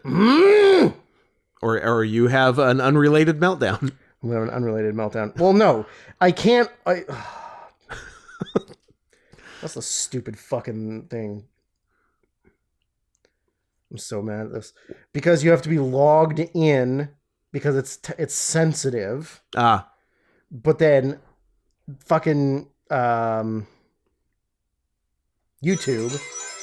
Oh, God. Fucking stupid YouTube. So have it pretty close to the mic or it won't pick up. Or yeah, that should be good. Okay. Oh, 15 to go. Oh. Will you shut your mouth? Do that shit. Shut up! Oh, look. It's a Sonic game. Oh, you fucking gay bitch. Black dude's playing Sonic on like a 12-inch CRT TV. Sonic. I passed that shit when I was 12. Yo, fuck, I couldn't get my fucking boost because you fucking talking to me and shit. Fucking 12 points now because you're dumbass. Is there You fucking suck at that video game, bro. Give it up. Fuck you. That's why I'm winning right now, bitch. Ooh, I guess we'll find out. Yo, just do that shit already, man. No, I'm trying to. When you fucking talking, that's distracting, dog. This guy does suck at video games. The title of it is Black Guy Sucks at Video Games? Yeah. Pass that shit already. Oh, what the fuck is And he has a friend his friends are messing with him. who is not supportive of his gaming. But he's been playing for hours. Yeah, it's... Oh, shit. They turned the just the power off, the TV off. The game is still going. You're in 7th place? 6, bitch. You're in 6th place? You fucking suck. Slut, let me do this shit. Yo, what the fuck is your problem, dude? Shit. Turned off the power on the Bitch. on the 30-year-old TV again. Shit was still on. Oh, I love how long it takes the screen to come back on the TV. It has to fade in. Fuck that song. Could've came in first if not for your dumb ass. I don't know if he could have come in first, even without his dumb Did you ass. ever get tired of it? If I did, I wouldn't be playing still, bitch. Why is it that every time I look and you're playing, you're always in last place? Yo, first of all, I'm in 6th place right now, so you shut Of the 8. fuck up, alright? Second of all, you can't see me in this game, so don't even try it. Bro, I will fuck you up in this game any time of the fucking week. Yeah, fucking right. You can't I do hope he shit, calls his nigga. bluff. I bet the other guy Ready to definitely get beats him. dusted. Excuse me? Go. See what you got. Are you ready to fucking get dusted? Go. Let me see what you Yo, got. answer my fucking question. What's the matter? I don't hear you talking no more. His friend is playing. Man, shut the fuck up. Yo, Just reset the machine. Reset it. fucking controller. Why the fuck you take... You're in 9th place? I thought there were only 8 racers. Oh my god, you went back to 4th place? Dude, shut the fuck... He's having a freak out and throwing everything he can at him. There appears to be Almost fuck. just a bottle of Aunt Jemima syrup Yes. just sitting on the counter. Just hanging out on the desk with the old TV. I don't give a fuck. I wish I would've hit you in You the almost fucking hit me in the fucking face? Good. What's on channel 3? Yo, It turns off the TV again. Fuck you keep playing, dude. What the fuck? Oh, he changed the channel, so it changed fucked him channel. up. Whoops. Now he turned it off and ran away. Chased him down the Chased him out of the room. Race is still going, buddy. This is why you're not winning. That's why you're always last every time your friend Lock your looks. ass out. Lock the door. There you go. Shit. Shit. Yeah, who's laughing now, bitch? Got his Ha, ass. ha, ha. Very good. There's nothing sadder than a blurred who Yeah. like isn't even good at the stuff he's supposed to be good at. Yeah, exactly. It's sad. It's Yeah. the same as like it's the old Eugene Merman thing.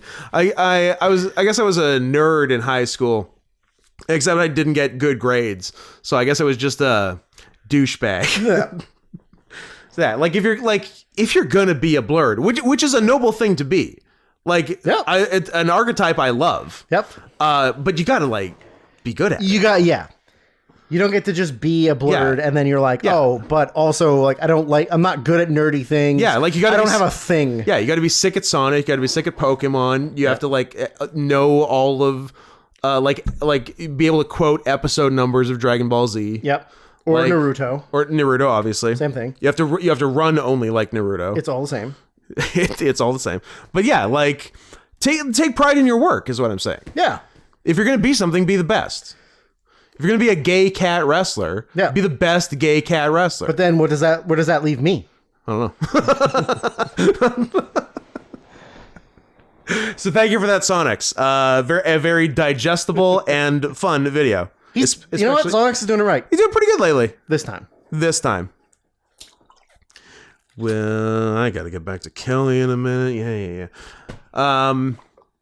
Yeah, well, it's an hour and 47 in, and we can't do what we did last week, which is not do Where Tibbs request, even though we had already seen it.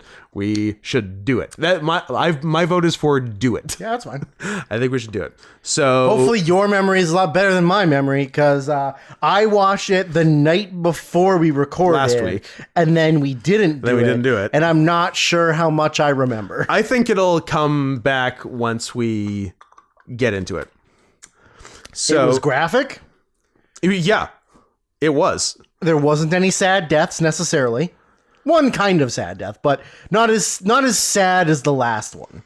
No, but That one was real sad. That one was real sad. The goal of this show in general does seem to be to try to emotionally destroy the viewers of it.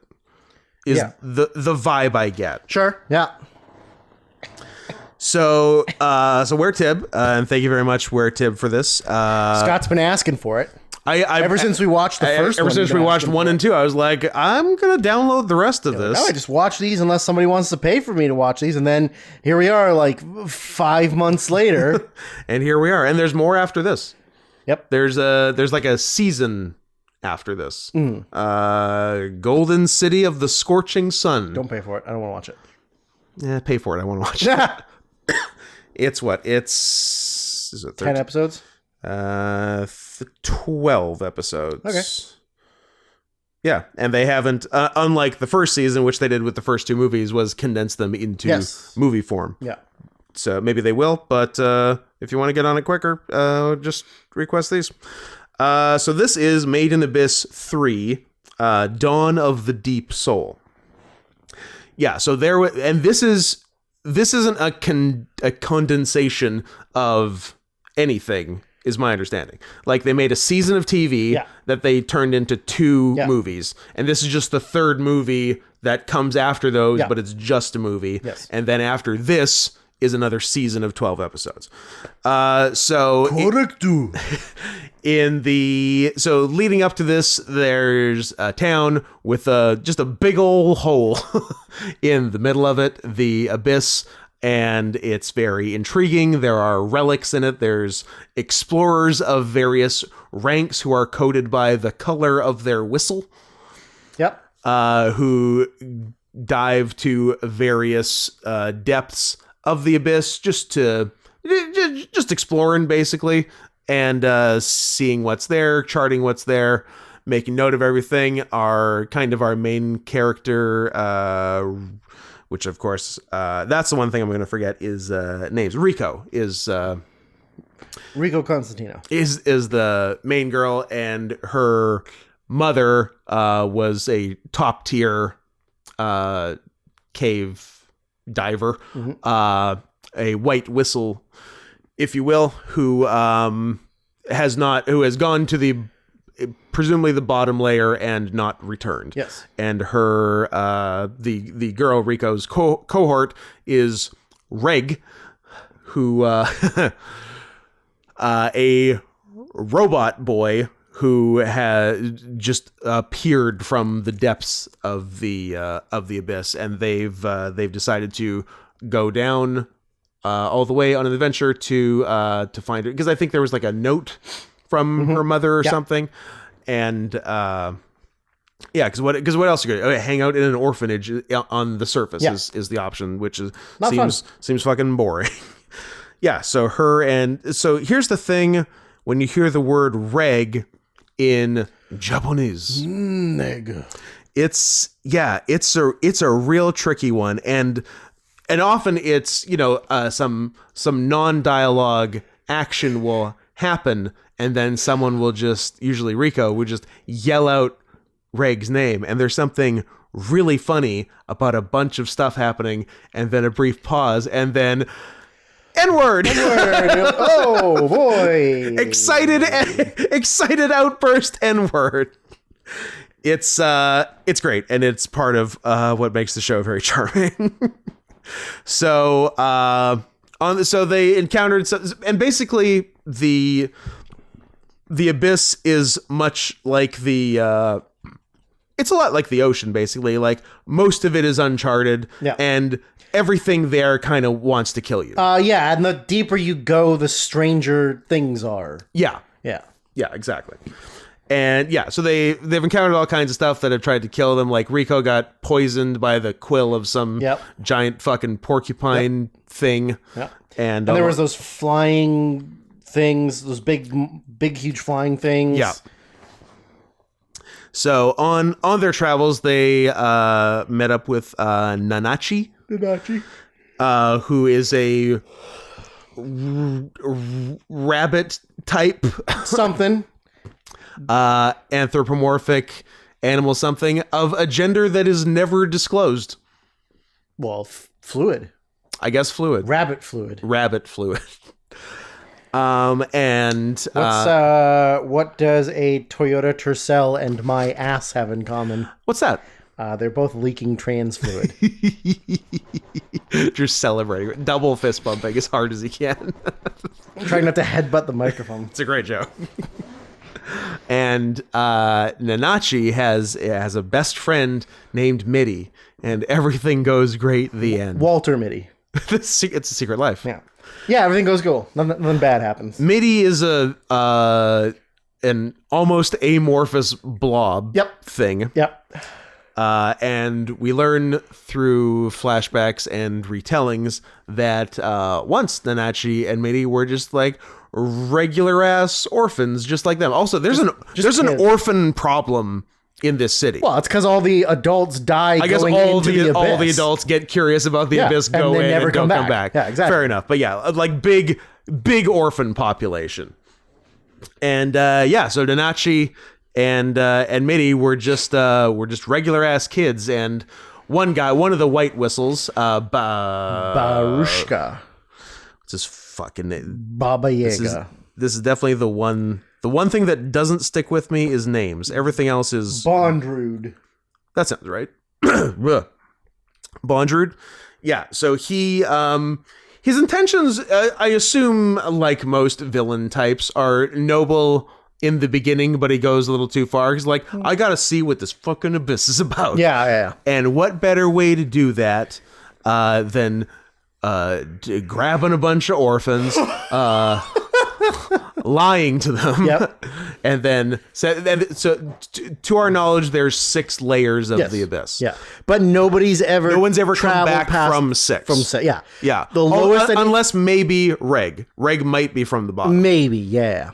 Started from the bottom, now he's here. Yeah. But the thing with going deeper is that the deeper you go, the harder it is to come back up. Yes, and through like weird like atmospheric pressure. Yeah, and each layer sort of has its own curse in trying to come back up. Like one, you bleed from every orifice, and that's one of the light ones. That's the easy one. Yeah, that's 3. Level 1. Yeah, and then the new one we were treated to here is going from 5 to 4. Yeah. You 1 become disoriented, and 2 lose all sense of touch. Yes. And when you lose all sense of touch, it's very easy to hurt. Is this stove hot? I don't know. I can't tell. Hurt yourself, burn yourself, grind your teeth down, which is a terrible thing to think about. Fucking horrible. Oof. Like, yeah, because like when we clench our jaws, we could clench harder, but we don't because we know it would hurt. Yeah. But if it wouldn't hurt, and you don't really know or even are paying attention to yourself doing it, you smash all your teeth. Which is this show's not for kids. Just crack your molars in half. This show stars mostly kids and is not for kids. Yep. Let's be extremely clear. If you're a kid listening, don't watch this. Don't watch it. Also, if you're a kid, please keep 300 meters away from us. Yeah. Make that 4, just in case. I don't want to be tempted. So what Bondrude did in experimenting with the going 6 to 5, the taboo, the taboo one. I got Taboo on Blu-ray. It's over there. Hey, pretty sick. Let's watch it after. We could. Put these kids in an elevator contraption of sorts, sent them down to the 6th layer, and then back up to 5 to see what would happen, and it goes poorly. No. Well, they're fine. It goes bad. They're not great. I mean, on paper, it's good. It's a TF. In what the Abyss does to you is basically robs you of your humanity, and you can decide case by case how important your humanity is. I would argue not very, but some people seem to get upset by it. No, I'd say 0. So Mitty takes the brunt of it. Yeah, I would say, and is turned in horrific in body horror fashion into this like just blob with like one visible eye and like sort of some holes. Yeah, and but there's can't like emote or anything. No. Can move. That's about it. Yeah. Yeah, like can't really communicate. Gelatinous blob. Yeah, just a mess. Nanachi gets a better deal in that she remains. I say she, Solid. but I don't know she. Remains bipedal and just looks more like a rabbit, like with an opossum tail, Yep. basically. Yep. Not bad. I mean, of the two options. I'll take a Nanachi over a Midi any day of the week for sure. Yeah. So yeah, and then we hang and Rico's like nursing her poisoned arm, and Nanachi knows that Midi's life is constant agony. Is kind of bad. Like, I think because the impression is the consciousness is there. Yeah. And it's basically like worst case scenario locked in syndrome. Yeah. Yeah, it's a diving blob and the butterfly. Yeah. That's a That's a high class high joke. class joke. Everyone's gonna get that. Yeah. So Nanachi wants, as sad as it would make Nanachi, because they were best friends, wants to help Midi end it. But I guess the thing with these post-abyssal monsters that we've created is they're almost unkillable. Yeah, Because Bondrewd was like experimenting with them and like doing so much shit to them that they just like grew back. Sword, Yes, fire, sword. Yeah, AIDS, nothing. can't do it. So yeah, and one of Reg's things is he's basically equipped with like a crazy arm cannon. Yeah, and he's Mega Man. He's sort of a Mega Man, Similar to Mega Man. Yeah, and anatomically correct Mega Man. Which they focus mention on that so much in Across the the board. first two, Across in the this board. new one. Yeah. It just keeps coming up. Way too much. Yeah. So Rico mentions it way too many times. Yeah. And then there's one very gross looking I think it's like whatever when we get further down, but like when they're experimenting on him later on, he's in that like thing and there's like this cod piece sucking out all his robot piss. but it literally it's only formed around his actual privates. Yes. So you see like the pelvic region around it. Oh yeah. It's disgusting. It's upsetting. Also, he's a boy. He's a boy. He's a boy.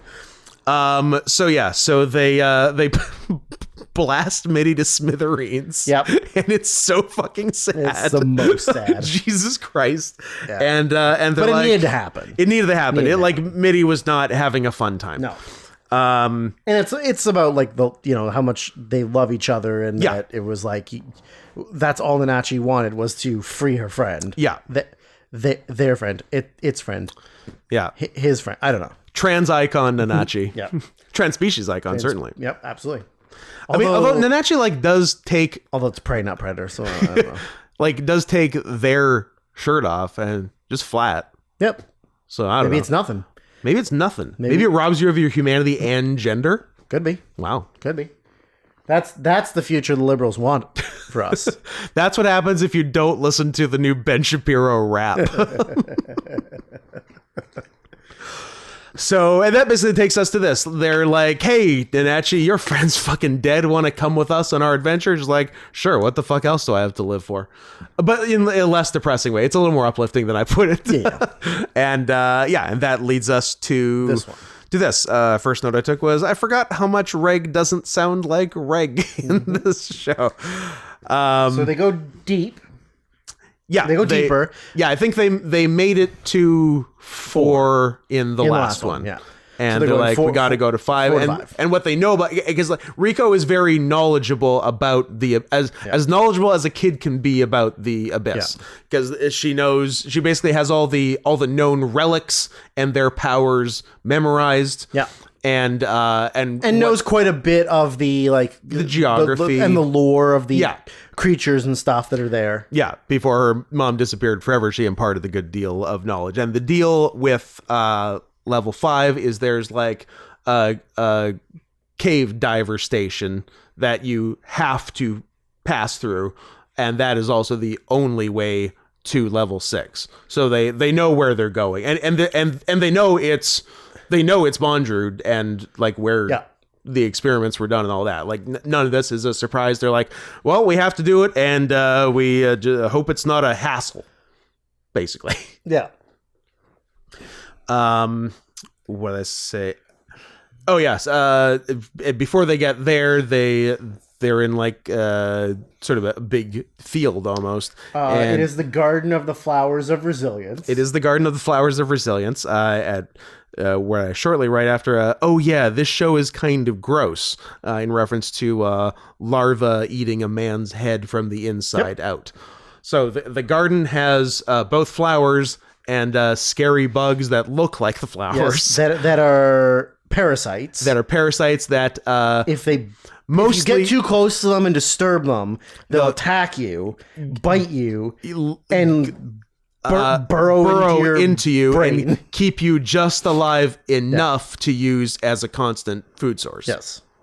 It's gross. It's gross. And you definitely see some like dead bodies and decaying bodies like everywhere. So like we should get out of here. And they run into one of Bondrewd's guys. Yes. A big beefy man. Yeah. And he's not like hostile to them. No. Umbra Hand is his name. I think all of the guys, all of his guys are Umbra Hands. Gotcha. Yeah. So he destroys the field. He lights the field on fire. Yes. And kills all of the bugs. Yeah. So that they're an issue. Because they're a big issue. Yeah. Because they've come up from level 6, I think. That's right. And level 6 wants to kill you even more than the other. It wants to levels. kill you the most. Yeah. Like if 6, if you had to pick one level that wants to kill you the most, it's 6. it feels like 6. Yeah. But it's also the one that'll turn you into a furry. So you take the risk you gotta take. Yeah. It's the risk you gotta take. Maybe I'll be a furry. Maybe I'll be a gelatinous blob. Who's begging for death. But I gotta be that furry. You gotta take the shot. I gotta be a non-gender, non-binary Rabbit possum creature. Humanoid. Yeah. Yeah. So they get, and basically next stop is the station. Yes. There's no other main stuff in there. No. They do like a Mario 64 like ice slide down down to the station. Yeah. And they're greeted by like a cheerful little girl. Yeah. Prushka. Yeah. Who turns out to be Bondrewd's daughter. Sort of. Yeah. Well, it's implied for most of it, just daughter. Yeah. And then like then adopt a daughter. Yeah. And then whatever. And then just like slave. Yeah. Like thing that he's experimented on. Yeah. So concubine. No, not really. Yeah. So so she greets them and they come in and there's Bondrewd and the boys in their cool glowy masks. And they're like, look, we know you're Bondrewd. Can this just like not be a thing? and can we just fucking go? Yeah. Do you need to stop us, please? Yeah. We want to go lower. Yeah. Like, can you not? Basically, was the vibe. Yeah, it really was. And he's like, I guess I can but like, you should at least sleep here. Yeah. Just stay here overnight and then you can leave in the morning, which is in the history of cinema has always worked out exactly like that. Absolutely. So I'm full of energy. I'm not really tired. I've eaten a nice meal. I don't need to go to the bathroom. Like I could keep going. You're like, no. Why don't you stay the night? Like, oh. Yeah, okay. So Prushka like shows them her room and just drops the casual line, I'm at that age, so I have reasons to lock my room. I'm like, why? Oh yeah. Because your dad's coworkers are pedophiles? Because she's the only girl down there. Yeah, that was a weird line. Right? Yeah. But I mean, judging by the amount of talk about Reg's she was right. Penis. I was like, yeah, I get where this world she's is right to do it. I understand the rules of the world. Yeah. And kids are not off limits in this world. Yeah. So during the night, they just straight up grab Reg. Yeah. and give him, Take him to the tortures. tortures room. torture zone. Torture zone. Drain his fluids, including just a straight up piss tube. Yep.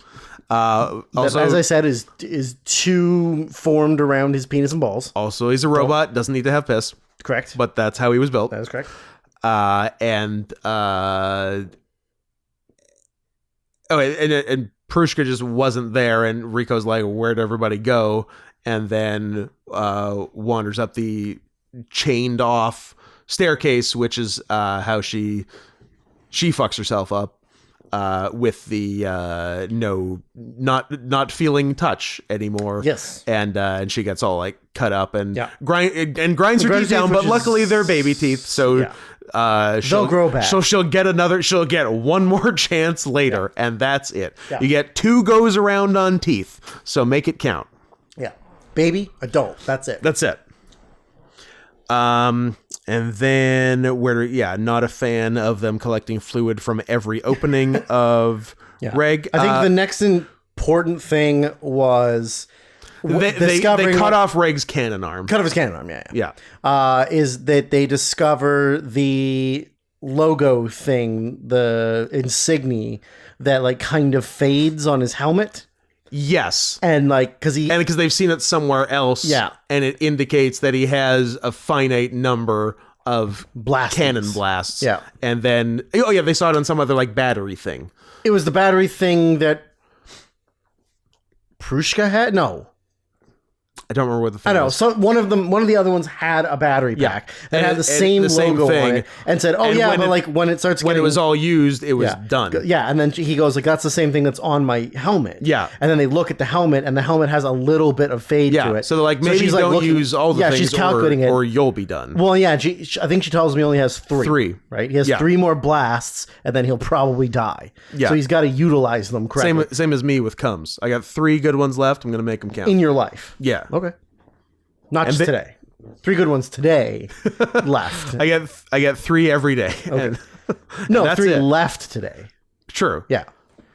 Of my starting 11. Oh, you're starting 11. Yeah. But then there's also the talk of him having like one, like there's like a legend of like a Zelda. a Kamehameha, like one big one, but there's no guarantee he would survive through it. Yeah, and his deal with the blasts heretofore is he can do a blast and then he passes out for a couple hours afterwards as some sort of like internal recharge thing.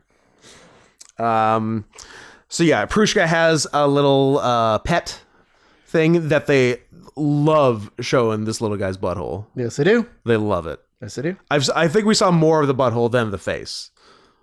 Sometimes it's hard to determine. Yeah, so that was fun. And so next thing, I said like a lot of it is fighting Bondrewd. Are we getting there? Oh, they tried to get away in a boat. Prushka helps them helps them escape. And then they're just, no. Yeah. Back you go. They're like, oh, we're adults and you're children. We know what you're doing. Yeah. Oh, and Nanachi and Bondrewd have had some like one-on-one conversations, and like he wants Nanachi to come back and help with the experience because Nanachi's special, whatever. Yeah. Because she survived. Yes. And came back. Yeah. Much better than the rest. Everyone else. Yeah. As we see later. There's obviously something in their DNA that. Yeah. Yeah. Which he sort of gets into because basically the same thing happens to him. Yeah. So. And the deal is, so you, in order to get to the 6th layer, you need a white whistle. Yeah. And Rico has her mom's whistle, but the whistle can only be used by that person. Yeah. So the mom's whistle is useless to her, and we learn through a bunch of lore that there's a relic that you create the white whistles with, and then we later learn that the white whistle is basically created with a human sacrifice. Yeah. Yeah. Yeah. So and Bonjour has one, obviously. So is there anything before getting to kind of fighty stuff? There's giant ass scorpion things.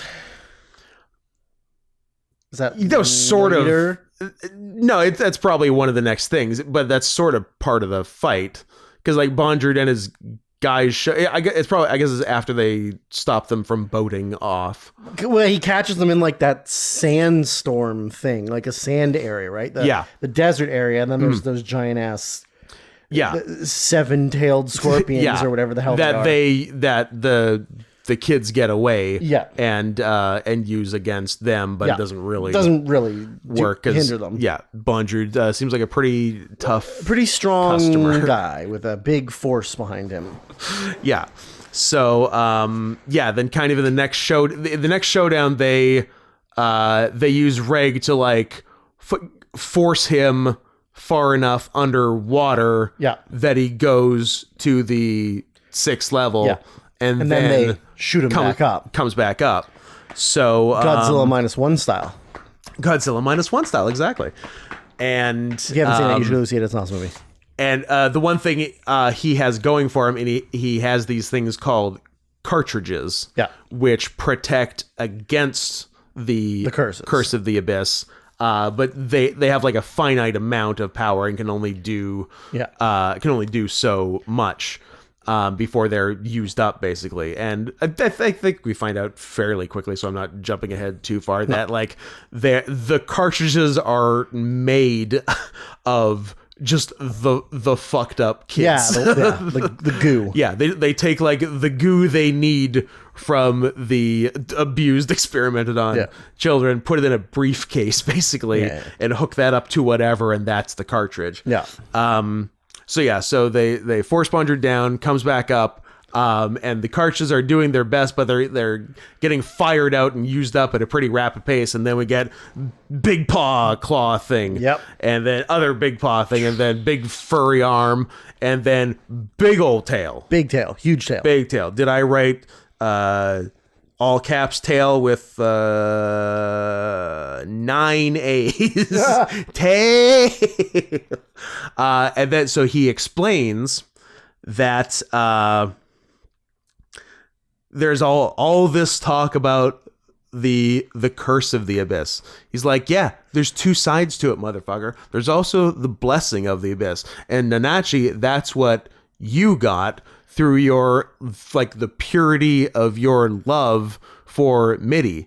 And I'm protected by the cartridge that I put my fucking dead daughter in. And that's why I turned into this cool animal too. So I was like, look, I don't like how he got there, but I'm like, fucking right. That's what I'm talking about. Enough of this fucking curse shit. You play it right and you get the blessing of the abyss, and it's awesome. So do that. So then we go back in Prushka time. So Prushka is more of an adopted daughter than in fact, is not at all a biological daughter. She is one of the orphans that they abused so harshly that she had completely lost her sense of self or anything and was just constantly screaming. It destroyed. And like the Umbra hands were saying, the humane thing to do is to kill her. That's her best case scenario is death. And he's like, nah, I can do something about this. And like, again, like if you forget everything that happened, if he had just found her like that and hadn't caused it, this would be nice. He's like, shake the baby. He's like, I'll take her, I'll raise her, because only people who have known pain can know joy. Basically. And so she's just screaming in a room for a long time, and the turning point is he gets her the pet, and she bonds with the pet, and eventually starts speaking English as opposed to screaming, and and then becomes like a nice functional girl, and loves him as her father until he ripped her out of bed one night and tore her to pieces and put her in a suitcase. Tore his daughter up. Yeah. And what did I write there? All caps. No.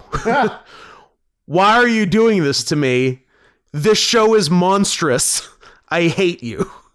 Is what I wrote in reference to that. She was very sweet and innocent the whole time, and I kept thinking, there's no way she makes it to the end. This can't be good. No way she makes it to the end. This is not a good sign. Not a chance. Yeah. And we also find that Bondrewd, through the use of another relic, the Zooaholic, which sounds... Zooaholic? Well, that's it. It sounds like someone who's addicted to zoo stuff. We gotta make a private chat for that. We have to do a private chat for that. Which allows you to basically clone your consciousness into you can body. Spread it out to because I think he can put it inside any of the hands. Yeah, but I think a little sprinkle. You can't spread it too thin, or else it doesn't work. But then I think he can literally just go like body to body. Yeah, because he does. Because they killed first. They smash him. They smashed him good. They smashy with a Rocky. Yeah. After Reg got a hold of the station's power supply and used it all, charged himself up, and killed the first Bondrewd, and then random Umbra Hand guy just comes along, takes Bondrewd's mask, which was not gross or was gross? Yay or nay on gross? On the gross scale, it was it was pretty fucking gross. So mask comes off and just goo. Yeah, like underneath. He just rips not only the mask but just like some of all of the skin off. Yeah. But it's very graphic. Yeah, and then puts that helmet on, and now I'm Bondrewd. Yeah, which apparently is less like that can be done without the helmet, but he just does it for sake of consistency for Prushka, so she knows like that helmet is dad. Right. I missed talking about Reg's privates even more, because they were like so Reg was programmed to feel pain, because that's a thing that comes out in like the final battle, sort of, because he gets a claw through one of Reg's weak spots, which are only designed to be weak spots because it's like humans. He was designed less to be a good robot boy than to just be a robot that's a lot like humans. Yeah. But then Reg figures like, well, if it's not real pain and I'm only programmed to, then I can fucking work through it. Pow. That's true. Yeah. You can just go balls out because it's not real. And in addition to being programmed to feel pain, he was also programmed to get boners. The example for which being like when he touches Nanachi's fur. Yes. And I wrote, this is the best. So Reg's a furry. He's a furry. And something has been awoken in him. Yes. And then later on I wrote boner alert because it happened. And in case you were wondering what happened, Nanachi looks down at Reg's boner and they show Reg's boner. Yeah. And also one of the earlier fights actually was in a pit of middies. Yes. Yeah. So there's lots more where the first one came from. So hopefully because every other child that's basically every other child is a middy. Yeah. Nanachi. Just praying for death. And it never comes. Every waking moment. And it never comes. Yeah. Just like me. Yeah. And then, when we got the second Bondrewd body, bigger tail. Yeah. Because why not? And then they do their big showdown, and of course it looks like Bondrewd's got the advantage, and then it was well put together because all of the fights Bondrewd is basically the stronger guy, but the trick with all of them is to like basically make him think you have one plan of attack and come with another. And that's what did it every time. And then the last one was this like head-on attack, and then from like the far corner, Rico and Nanachi, I guess, had Reg's severed cannon arm and blasted Bondrewd while not at all expecting it. Which great, you won that fight, but you've also established that he can just go to another guy, his consciousness can just go to another guy, which they explain, and he's like, you know what, he basically like learned his lesson. Kind of, yeah. He's like, what, Nanachi basically changed, was it Nanachi or Reg? I guess it was Nanachi, basically changed his mind, saying like what he's been doing isn't what he wants anymore. Their mission is so much more noble than his, which he sort of realizes. Yeah. And he's like, I just want you to do your fucking thing. Yeah. Because your fucking thing sounds cool. Yeah. I was being a grumpy old grump. Yeah. And you guys just trying to look for your mom. I killed a lot of kids. Killed a lot of kids. Yeah. Well, they're not dead. In fact, most of them can't die. No, some were in cartridges. That's true. Yeah. He killed a couple kids. Yeah. Including his own kid. Including literally his own kid. Yeah. So yeah. And then but that still leaves the problem of the white whistle. Of the white whistle. And and it was established that the way Bondrewd got his was the original human Bondrewd sacrificed himself to get his own white whistle as this new incarnation. Yeah, but if he has the relic to transport his consciousness, then it doesn't matter what your body, like, who cares about your body? Yeah, but he did say he couldn't do it anymore because the Abyss no longer considers him a human being. Yeah, that's right. They did cover it, so that was good. So out of the Prushka cartridge, along with just a bunch of goo, all the goo. Oh, my goo! Comes Rico's white whistle. And and then it basically ends with them going into the it had travel sphere, but it had something to do with Prushka putting, like, when she died, that was her intention. Yeah, her aura went into the stone that made the white, so her sacrifice was what made the white whistle. Yeah, because the sacrifice has to be intentional. Yeah. And they're like, how could this have happened? Oh, Prushka did this. Yeah. As her last act, basically. Yeah. While getting torn to shreds. Well, Jesus Christ.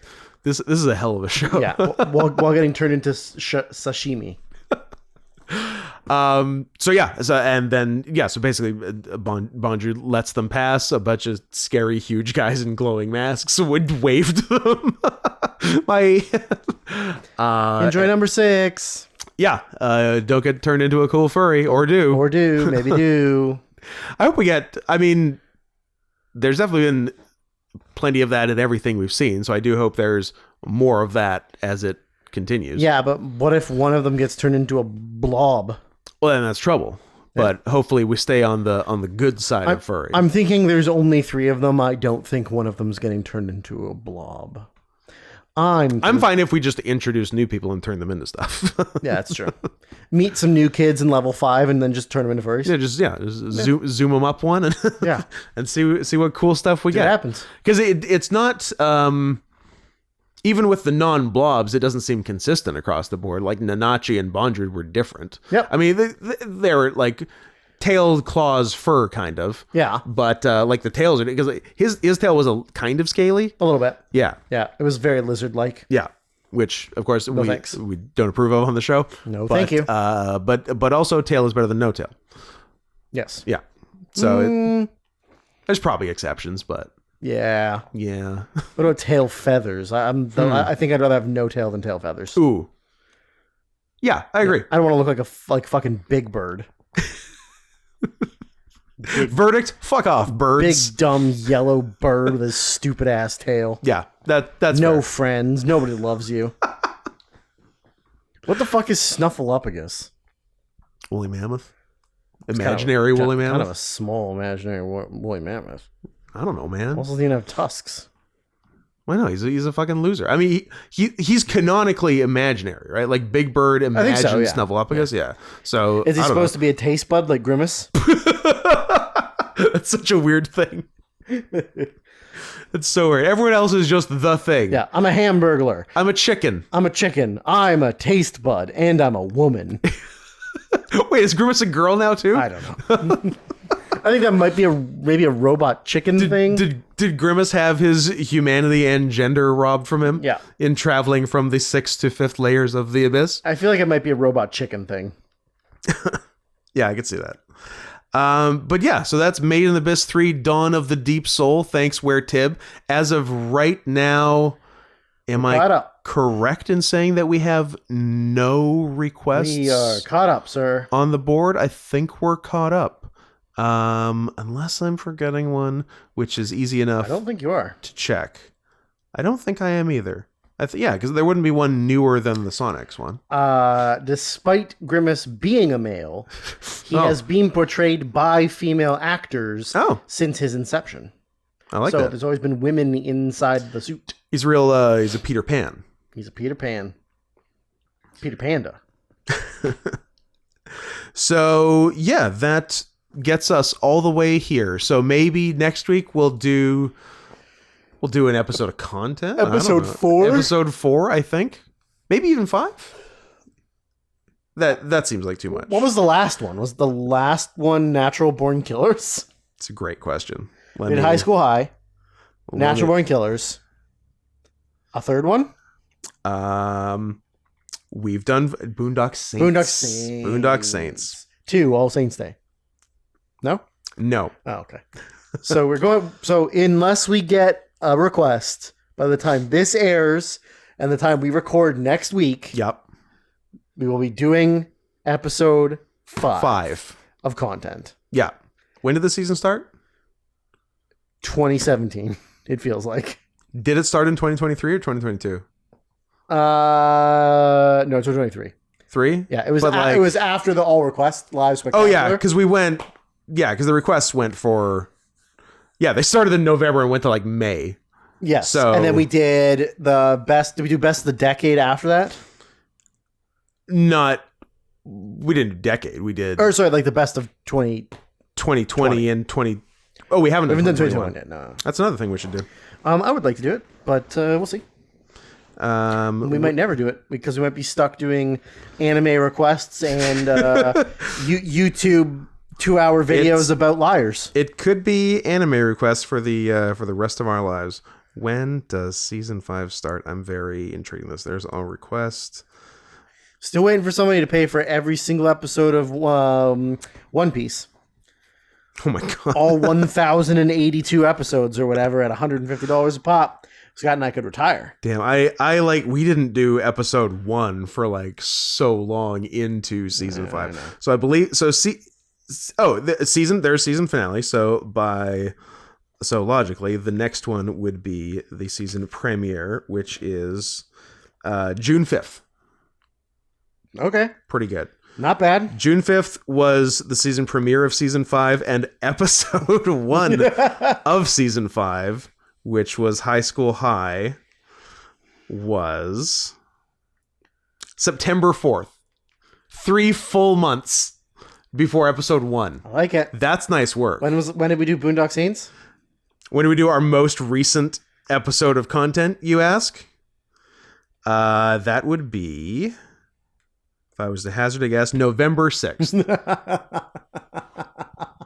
Nearly 3 months ago. Well, good for us. Hey, that means people are doing an okay job. Okay. Only okay. Let's be clear. We need a new recording space. Yep. We need more memberships.